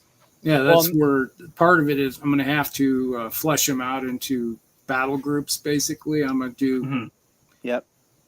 This group's going to be this flesh tone. This group will be this flesh tone. It's kind of like family groups not necessarily family groups, but kind of a tribe. Tribe, yeah. There you go. Well, see, we got somebody new in the house tonight. You're doing the planning process, Rusty, where you got to pick your paint scheme before you start, so you know what you're doing. Net Epic. Hey, welcome aboard. Net Epic, the game Net Epic, right? Yeah. Oh, Net Epic. I was trying to make it harder than it was. Yes. Dumb Americans. Yeah, welcome on board. Yeah, cool. It's like Net Epic Gold is for playing 40K Epic. That's one of my favorite systems. Yeah, see, I don't know that stuff so well at all. That's fun. Not opposed to it. I just never been around it. Yeah. Well, we got a bunch of comments here. I'm going to burn through real quick here. Going back to our earlier. Harbor Freight has an air compressor that doubles as my tire filler. Yeah, that would be. It's like that's something they do have every once in a while. I've seen where they got the smaller compressor that might be useful. They're loud, but yeah, that was one thing my wife always complained. I'd be down with airbrush, and she that's loud. Mm-hmm. My dad actually gave me a small air compressor that he didn't want anymore. He had in his garage in town. It's just a little sit on my bench here, and so I've got an air compressor, but I don't have an airbrush. Yeah, there are some cheap entry options out there nowadays. You can get battery units with compressors that built in that recharge on a USB. The whole setup will run you about $30 to $50. Mm-hmm. Yeah, that is. Things have changed so much since it's been 25 years ago when we got the compressor and everything. They're still expensive. Iwata? There are some that are still expensive. Yeah, the Iwatas, right? They're not. Those Iwatas are still expensive. Yeah, that's like I think I spent like $200 some on the whole outfit because I went over to the hobby shop, the train shop. That's where I got it. Yeah, I could never justify it. I guess I'm always like, well, I can just brush paint. I'll figure out how to make it. I have one that's 10 years old now, probably going on 11, and it's a Pache, and it's the 3000, and I think it's between 300 and 400 to get it, because the same one that I got 10 years ago, it's about 300 to 400. Yeah, I say the Iwata that I had was probably about $400 easily now. Yeah. Oh God, I'm out. Yeah, it's like tapping out. When the compressor went out, it's like I sold the airbrush to someone else that wanted to use it. So I got some money out of it. Campaign uniform standards is why Warlord made Peninsular campaigning Napoleonics that looked really rough.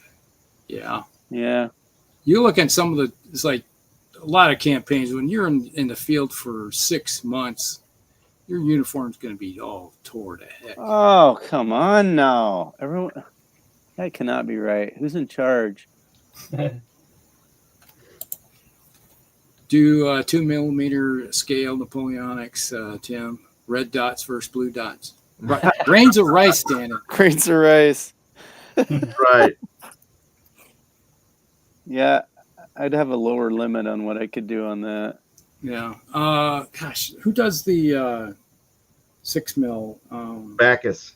Yeah, Bacchus. Yeah, Bacchus. I've got War of the Roses, 2 factions in 6 mil. They're great. That I've yet to break out and paint. That was Bacchus miniatures are great. an impulse buy one night. Did you say that was War of the Roses? Yeah. Oh, that'd be cool. We did the. It was using 6 mil Bacchus. We did the battle, Napoleonic battle, Austerlitz. Oh, that'd have been a good one. The entire battlefield. It was the table length was like 20 feet. Yeah, wow. By 8 feet. What scale did you do? 6 mil. Oh my God. What'd you do? Have 1 for 1? Pretty much. It was huge. That battlefield was massive. It was a lot of fun. Took us 3 days to play it. Wow. I'd love to do something like that someday. Just even have 3 days to like just do that. Modoc. Guy can dream. Yeah. Well, that's the thing is like when you go to conventions and you get to see and play different game systems that you would never buy or paint, but someone else did all the lovely work. And Yeah, I know. I watched some of those on YouTube. I'm like, oh my God, that'd be so cool. It's like I always, after getting rid of my Napoleonics, I would go to a convention and I would see something. It was like, oh, somebody's going to have a Napoleonic game. I would sign up for it, get signed up, and my brother's like, oh, we're going to be playing Battletech. No, I'm going over here to play this. It's like, why? Why do you want to go play that? It's like, then you don't understand. Cool. Yeah, if you have to ask, right?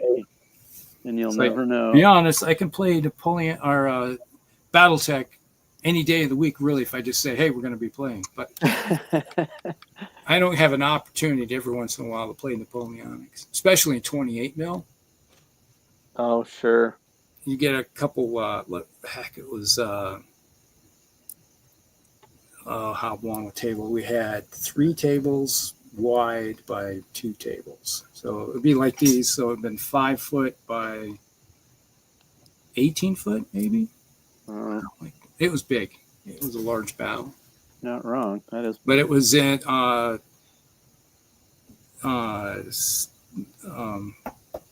British versus Spaniards and French. Huh. I started with oils when I started painting as a kid because that's what we had. And God, I'm old. Yeah. I remember I started with the testers paints. Those little tiny, they still sell them. Oh, yeah. Tiny glass square jar things. Yeah, that's what I started with. Same here. The first Empire units that I painted for my fantasy army were painted with testers, and you can tell.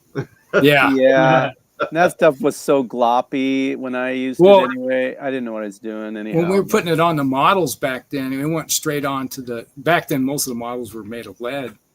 And we didn't prime anything. You just went on with the testers, and that stuff still will not come off. Yeah, I don't know. You're right.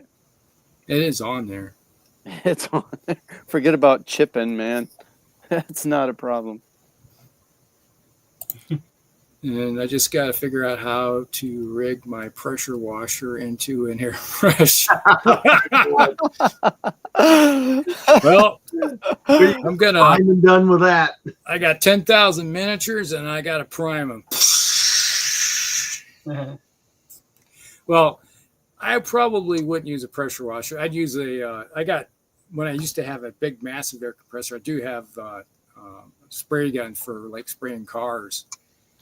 So it's like, yep, got them all done, all primed.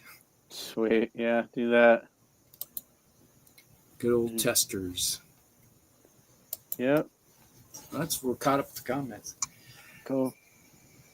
So yeah, that's like, now the thing that the last part is when you do finish a project and you look at it and you get it set up on the table and you're like, yes. That's satisfaction. I've got my Stalingrad table set up behind me. It's been set up for whatever since I got done 4 weeks ago. And oh yeah, that is satisfying. You haven't played a game with it yet? I haven't played a game with it yet. Mark says in the next couple of weeks he's he's going to be free and he can slip over. So we're going to try 3rd edition bolt action finally. Oh, nice. Yeah. See if we can do it without reverting back to the old rules by accident, every time. We've played so many games of that. It's going to be hard to remember. To not remember. Well, yeah, Yeah, not remember that. Yeah. Block it out. Follow the rules. Yeah, that reminds me. I have to finish painting all my bolt action stuff too. I got so many projects I could be doing. You got to focus on just one project, Mm-hmm.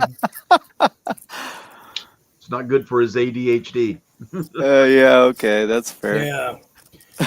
Yeah, right now it's the 30K. It's calling me the most.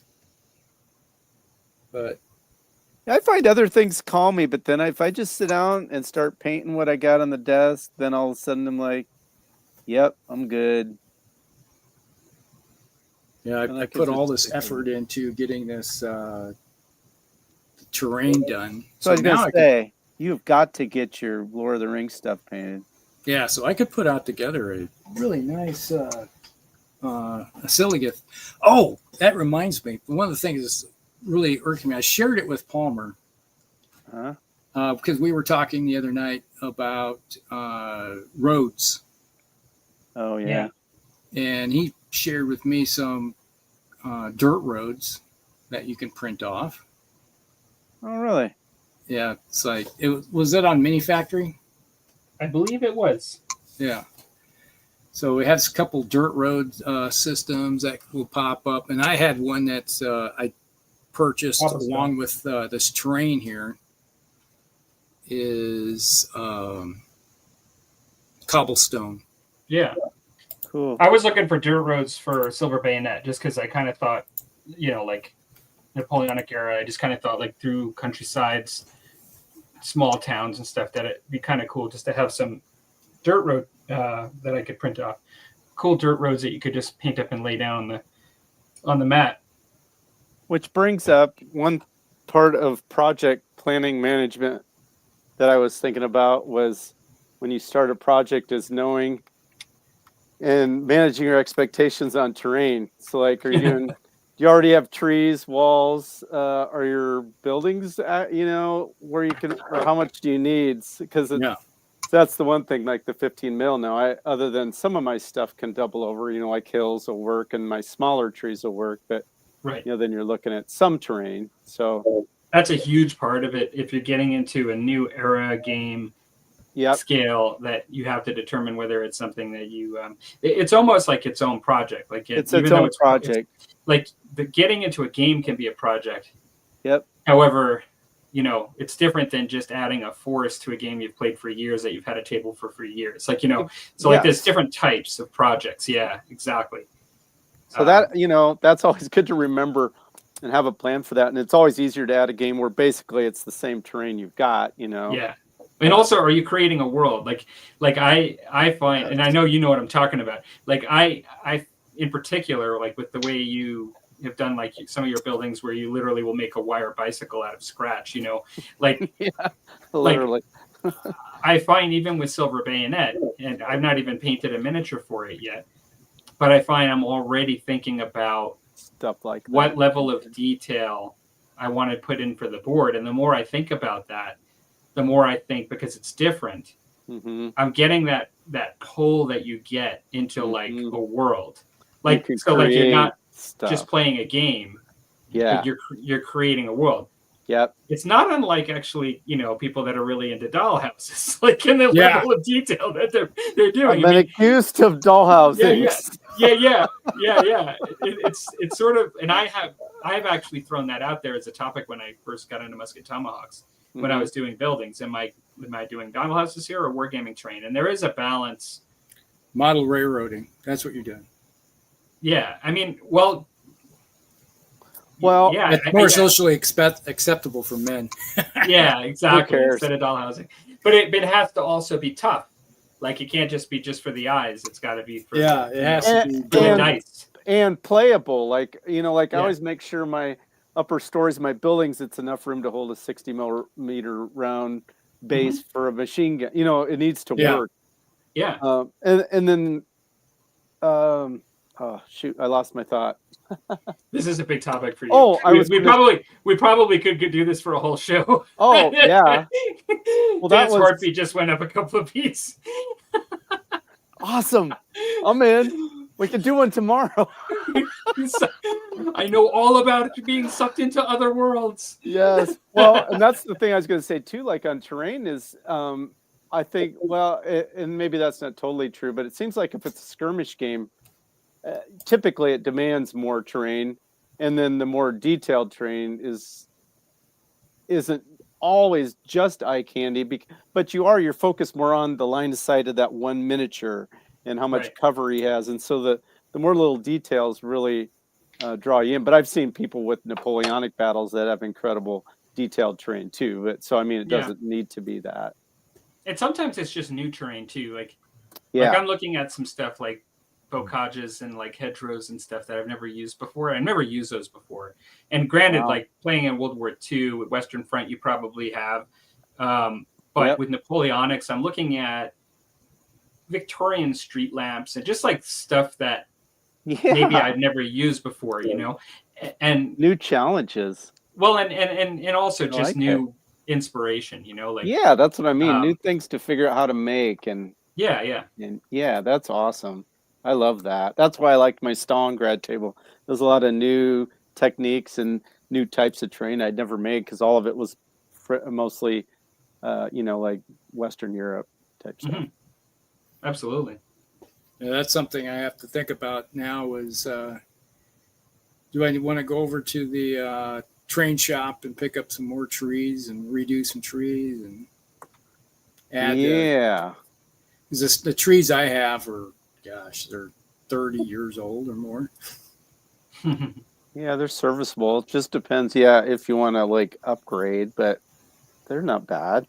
Because I want to basically go to where I can create templates. You know, they'll throw down some green felt and then put couple trees with washers on the bottom. You know, so you can move them when your units move in, and And it's amazing. We're at a point now, even with the 3D printing, that you can go organic with hard plastic now.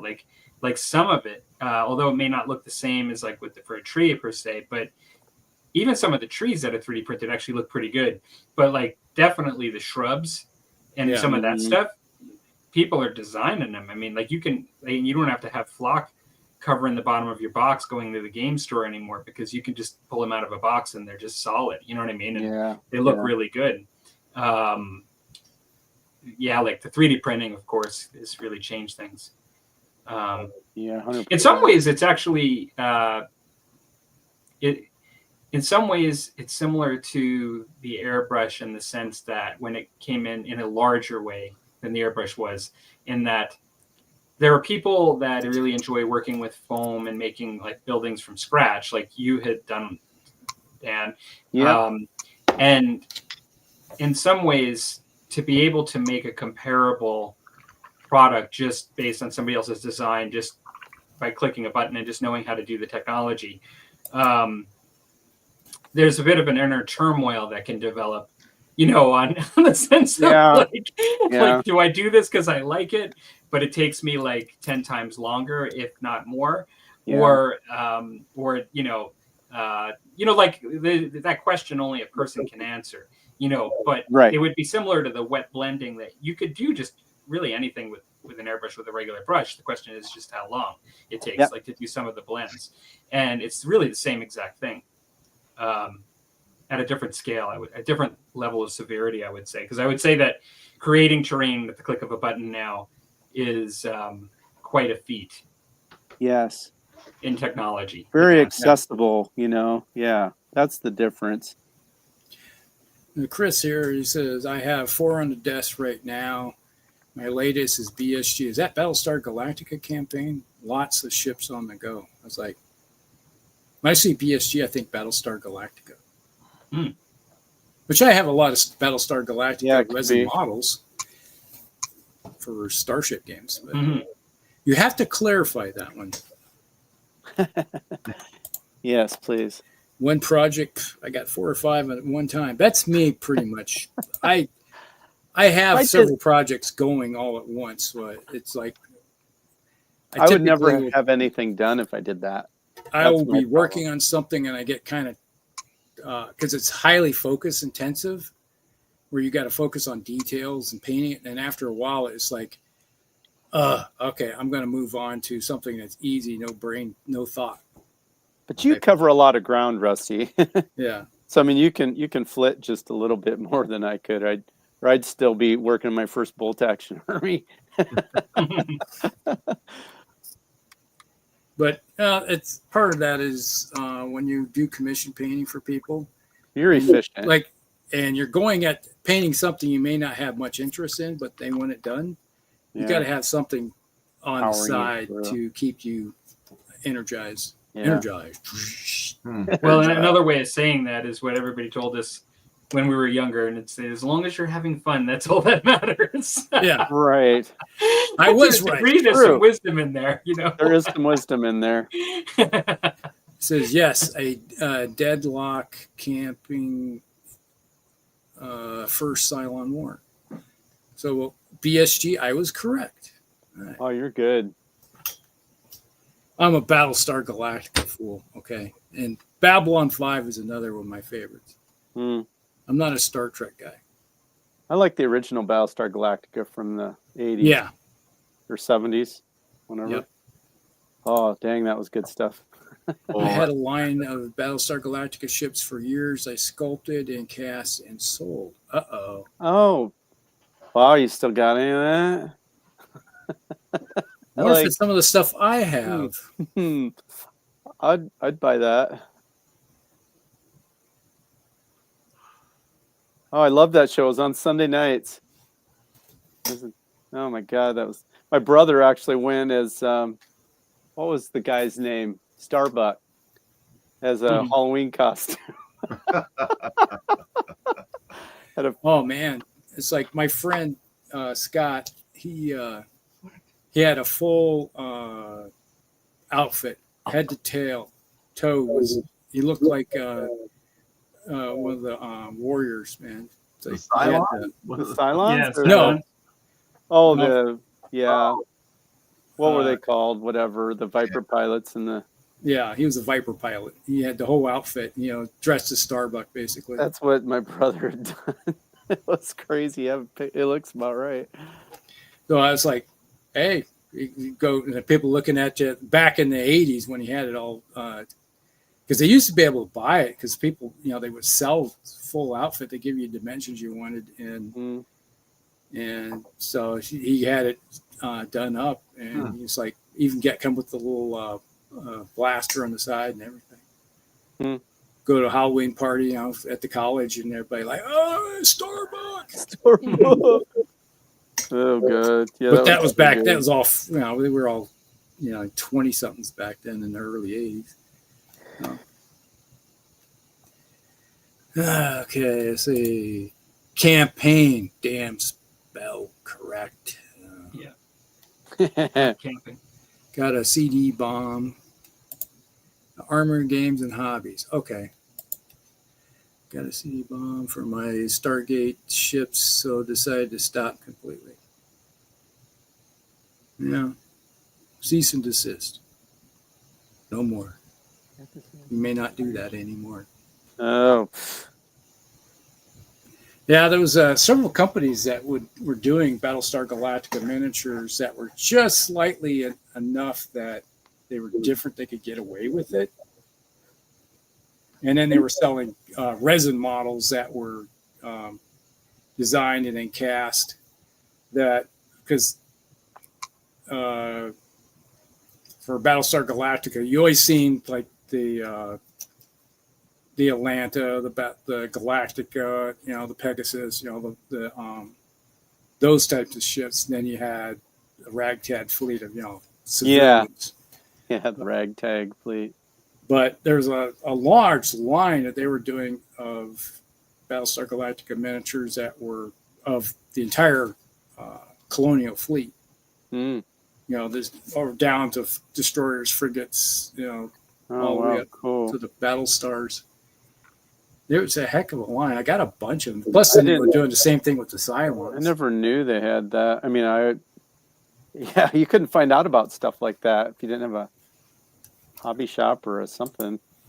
There was a time. Well, I had the little action figure stuff, all the Battlestar Galactica stuff. Yeah. Iron Wind Metals has a line of, they sell a large metal Galactica. Oh, you're kidding. Really? Yeah. Okay, I'm going to Google that when we get off here, because that's nostalgia. I was in contact with them. They had a whole bunch of them. Do I have any close at hand? I don't think I do. I'll be back in a second. All right. They had the little fighters, the Vipers, Mark 1s, Mark 2 Vipers. They had the Cylon ships, the Mark 1s and Mark 2 Cylon ships that were cast in metal that came from Iron Wind. But they did not have them on their website because they were exact copies. Oh. And so this stuff won't be on their website now? Like the I think the large ships were, last time I looked, they still had the large ships. Okay, Chris says he's going there now. Yeah. But I remember it was like one of those things I was chatting and it's like, hey, you wouldn't have to have any other stuff. And it's like I was at Origins and I was talking to the guys at Iron Wind. And I said, well, we don't have anything with us, but we do have a bunch of fighters and everything. It's like, and I said, will you have them at Gen Con? And he says, we'll bring them to Gen Con, but we won't put them on display for sale.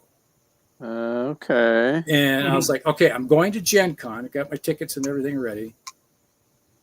And so I went to Gen Con and I walked up and it was like one of those things like, you got the stuff? He's like, yeah, I got the stuff. So he reaches under the thing and he pulls out this box and it's a whole bunch of fighters for Colonials and Cylons. And I bought a bunch. Oh, my God. So I have a bunch of those little things. The Iron Wind Metals, those are just people that broke away from the Royal Partha when they closed down. Yeah. And Chris sent me a picture. He said, oh, yeah. Some of those look familiar. The resin stuff.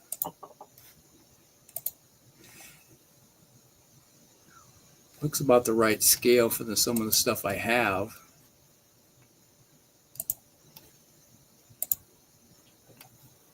Yeah, let me do something here. Did we get to the second part of our topic? Yeah. We did? Or did it Must just have been all when you come were together? It just all got together? What? It was fairly fluid. It all ran together. What do you want to add, Tim?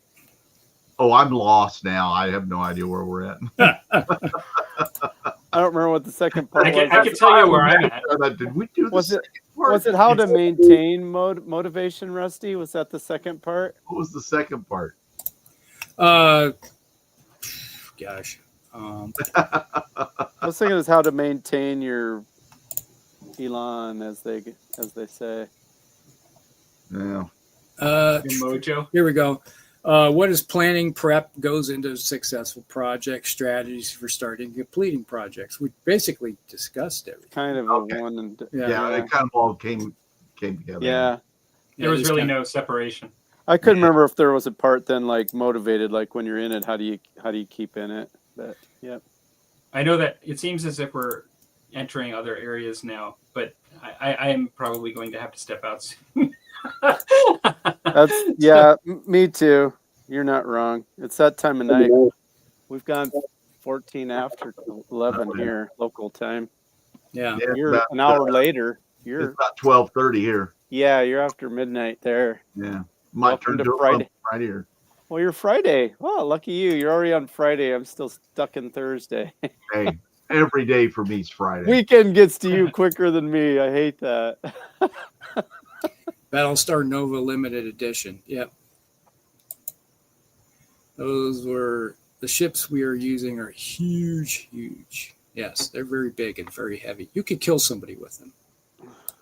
Imagine a metal miniature about that. So big. did you find them on the Ironwind site? Is that what Chris is saying? Uh, Or are we? Is Clyde said he was running off to Ironwind to take a look. Oh, okay, okay. Maybe if I find him, I'll share him on the Facebook. Do group. if you do. I just had no idea anybody had anything. I'd love that. The one company was at Ravenstar, that did a bunch of resin, Battlestar Galactica resin miniatures. Was Ravenstar, I think, was the name of the company. Okay, I can do some Googling too. So I had a bunch of this stuff. That was cool. Ravenstar Games. Yeah. All right. Well, that'll give me something to do. You're right, though. I'm with Palmer. Time to go. This old gray man's gotta get some Jedi. All right. If I started drinking with the musty drink, I'd already be snoozing. I'd be have this chair all the way back, my feet up. Okay, Clyde just said under Wolfstar Shipyard. Okay, I better do that, or I'll be like, what? Yeah. Get that in my phone here. They renamed it to stay away from the IP. Yeah, that's what I figured. I figured I'll never know what to search. And they're, what did he say it was? Wolfstar Shipyard. Yep. Cool. Appreciate that, Clyde. Yeah, and definitely the little fighters that I got from, they were definitely IP copies. But it is what it is. All right, so let's roll out of here. We'll be back in 2 weeks. So let's see. I'm not sure what day that will be, but hang on 1 second here. Let me take a look. Yeah, and if anybody be in wants 2 weeks, but anybody in the chat or anywhere else that wants a topic, to put it in the Facebook group. I didn't need these, but they're mine. So we're looking at the 13th, right? yeah, yeah, that's perfect. I'm away the week after. Yeah. So you're a bad influence, Rusty. What day did you say again? Sorry, I was Friday or Thursday the 13th. Thursday the 13th.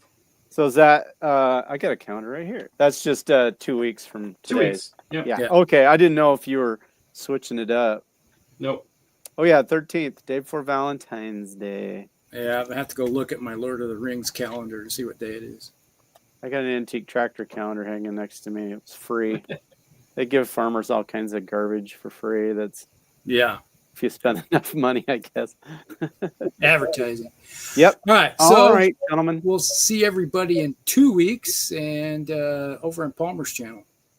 Yeah. All right. Over at Heresy Productions. Yeah. Thanks for everybody that joined us in the comments. That's always awesome. I'm glad to have everybody on, including all the new peoples.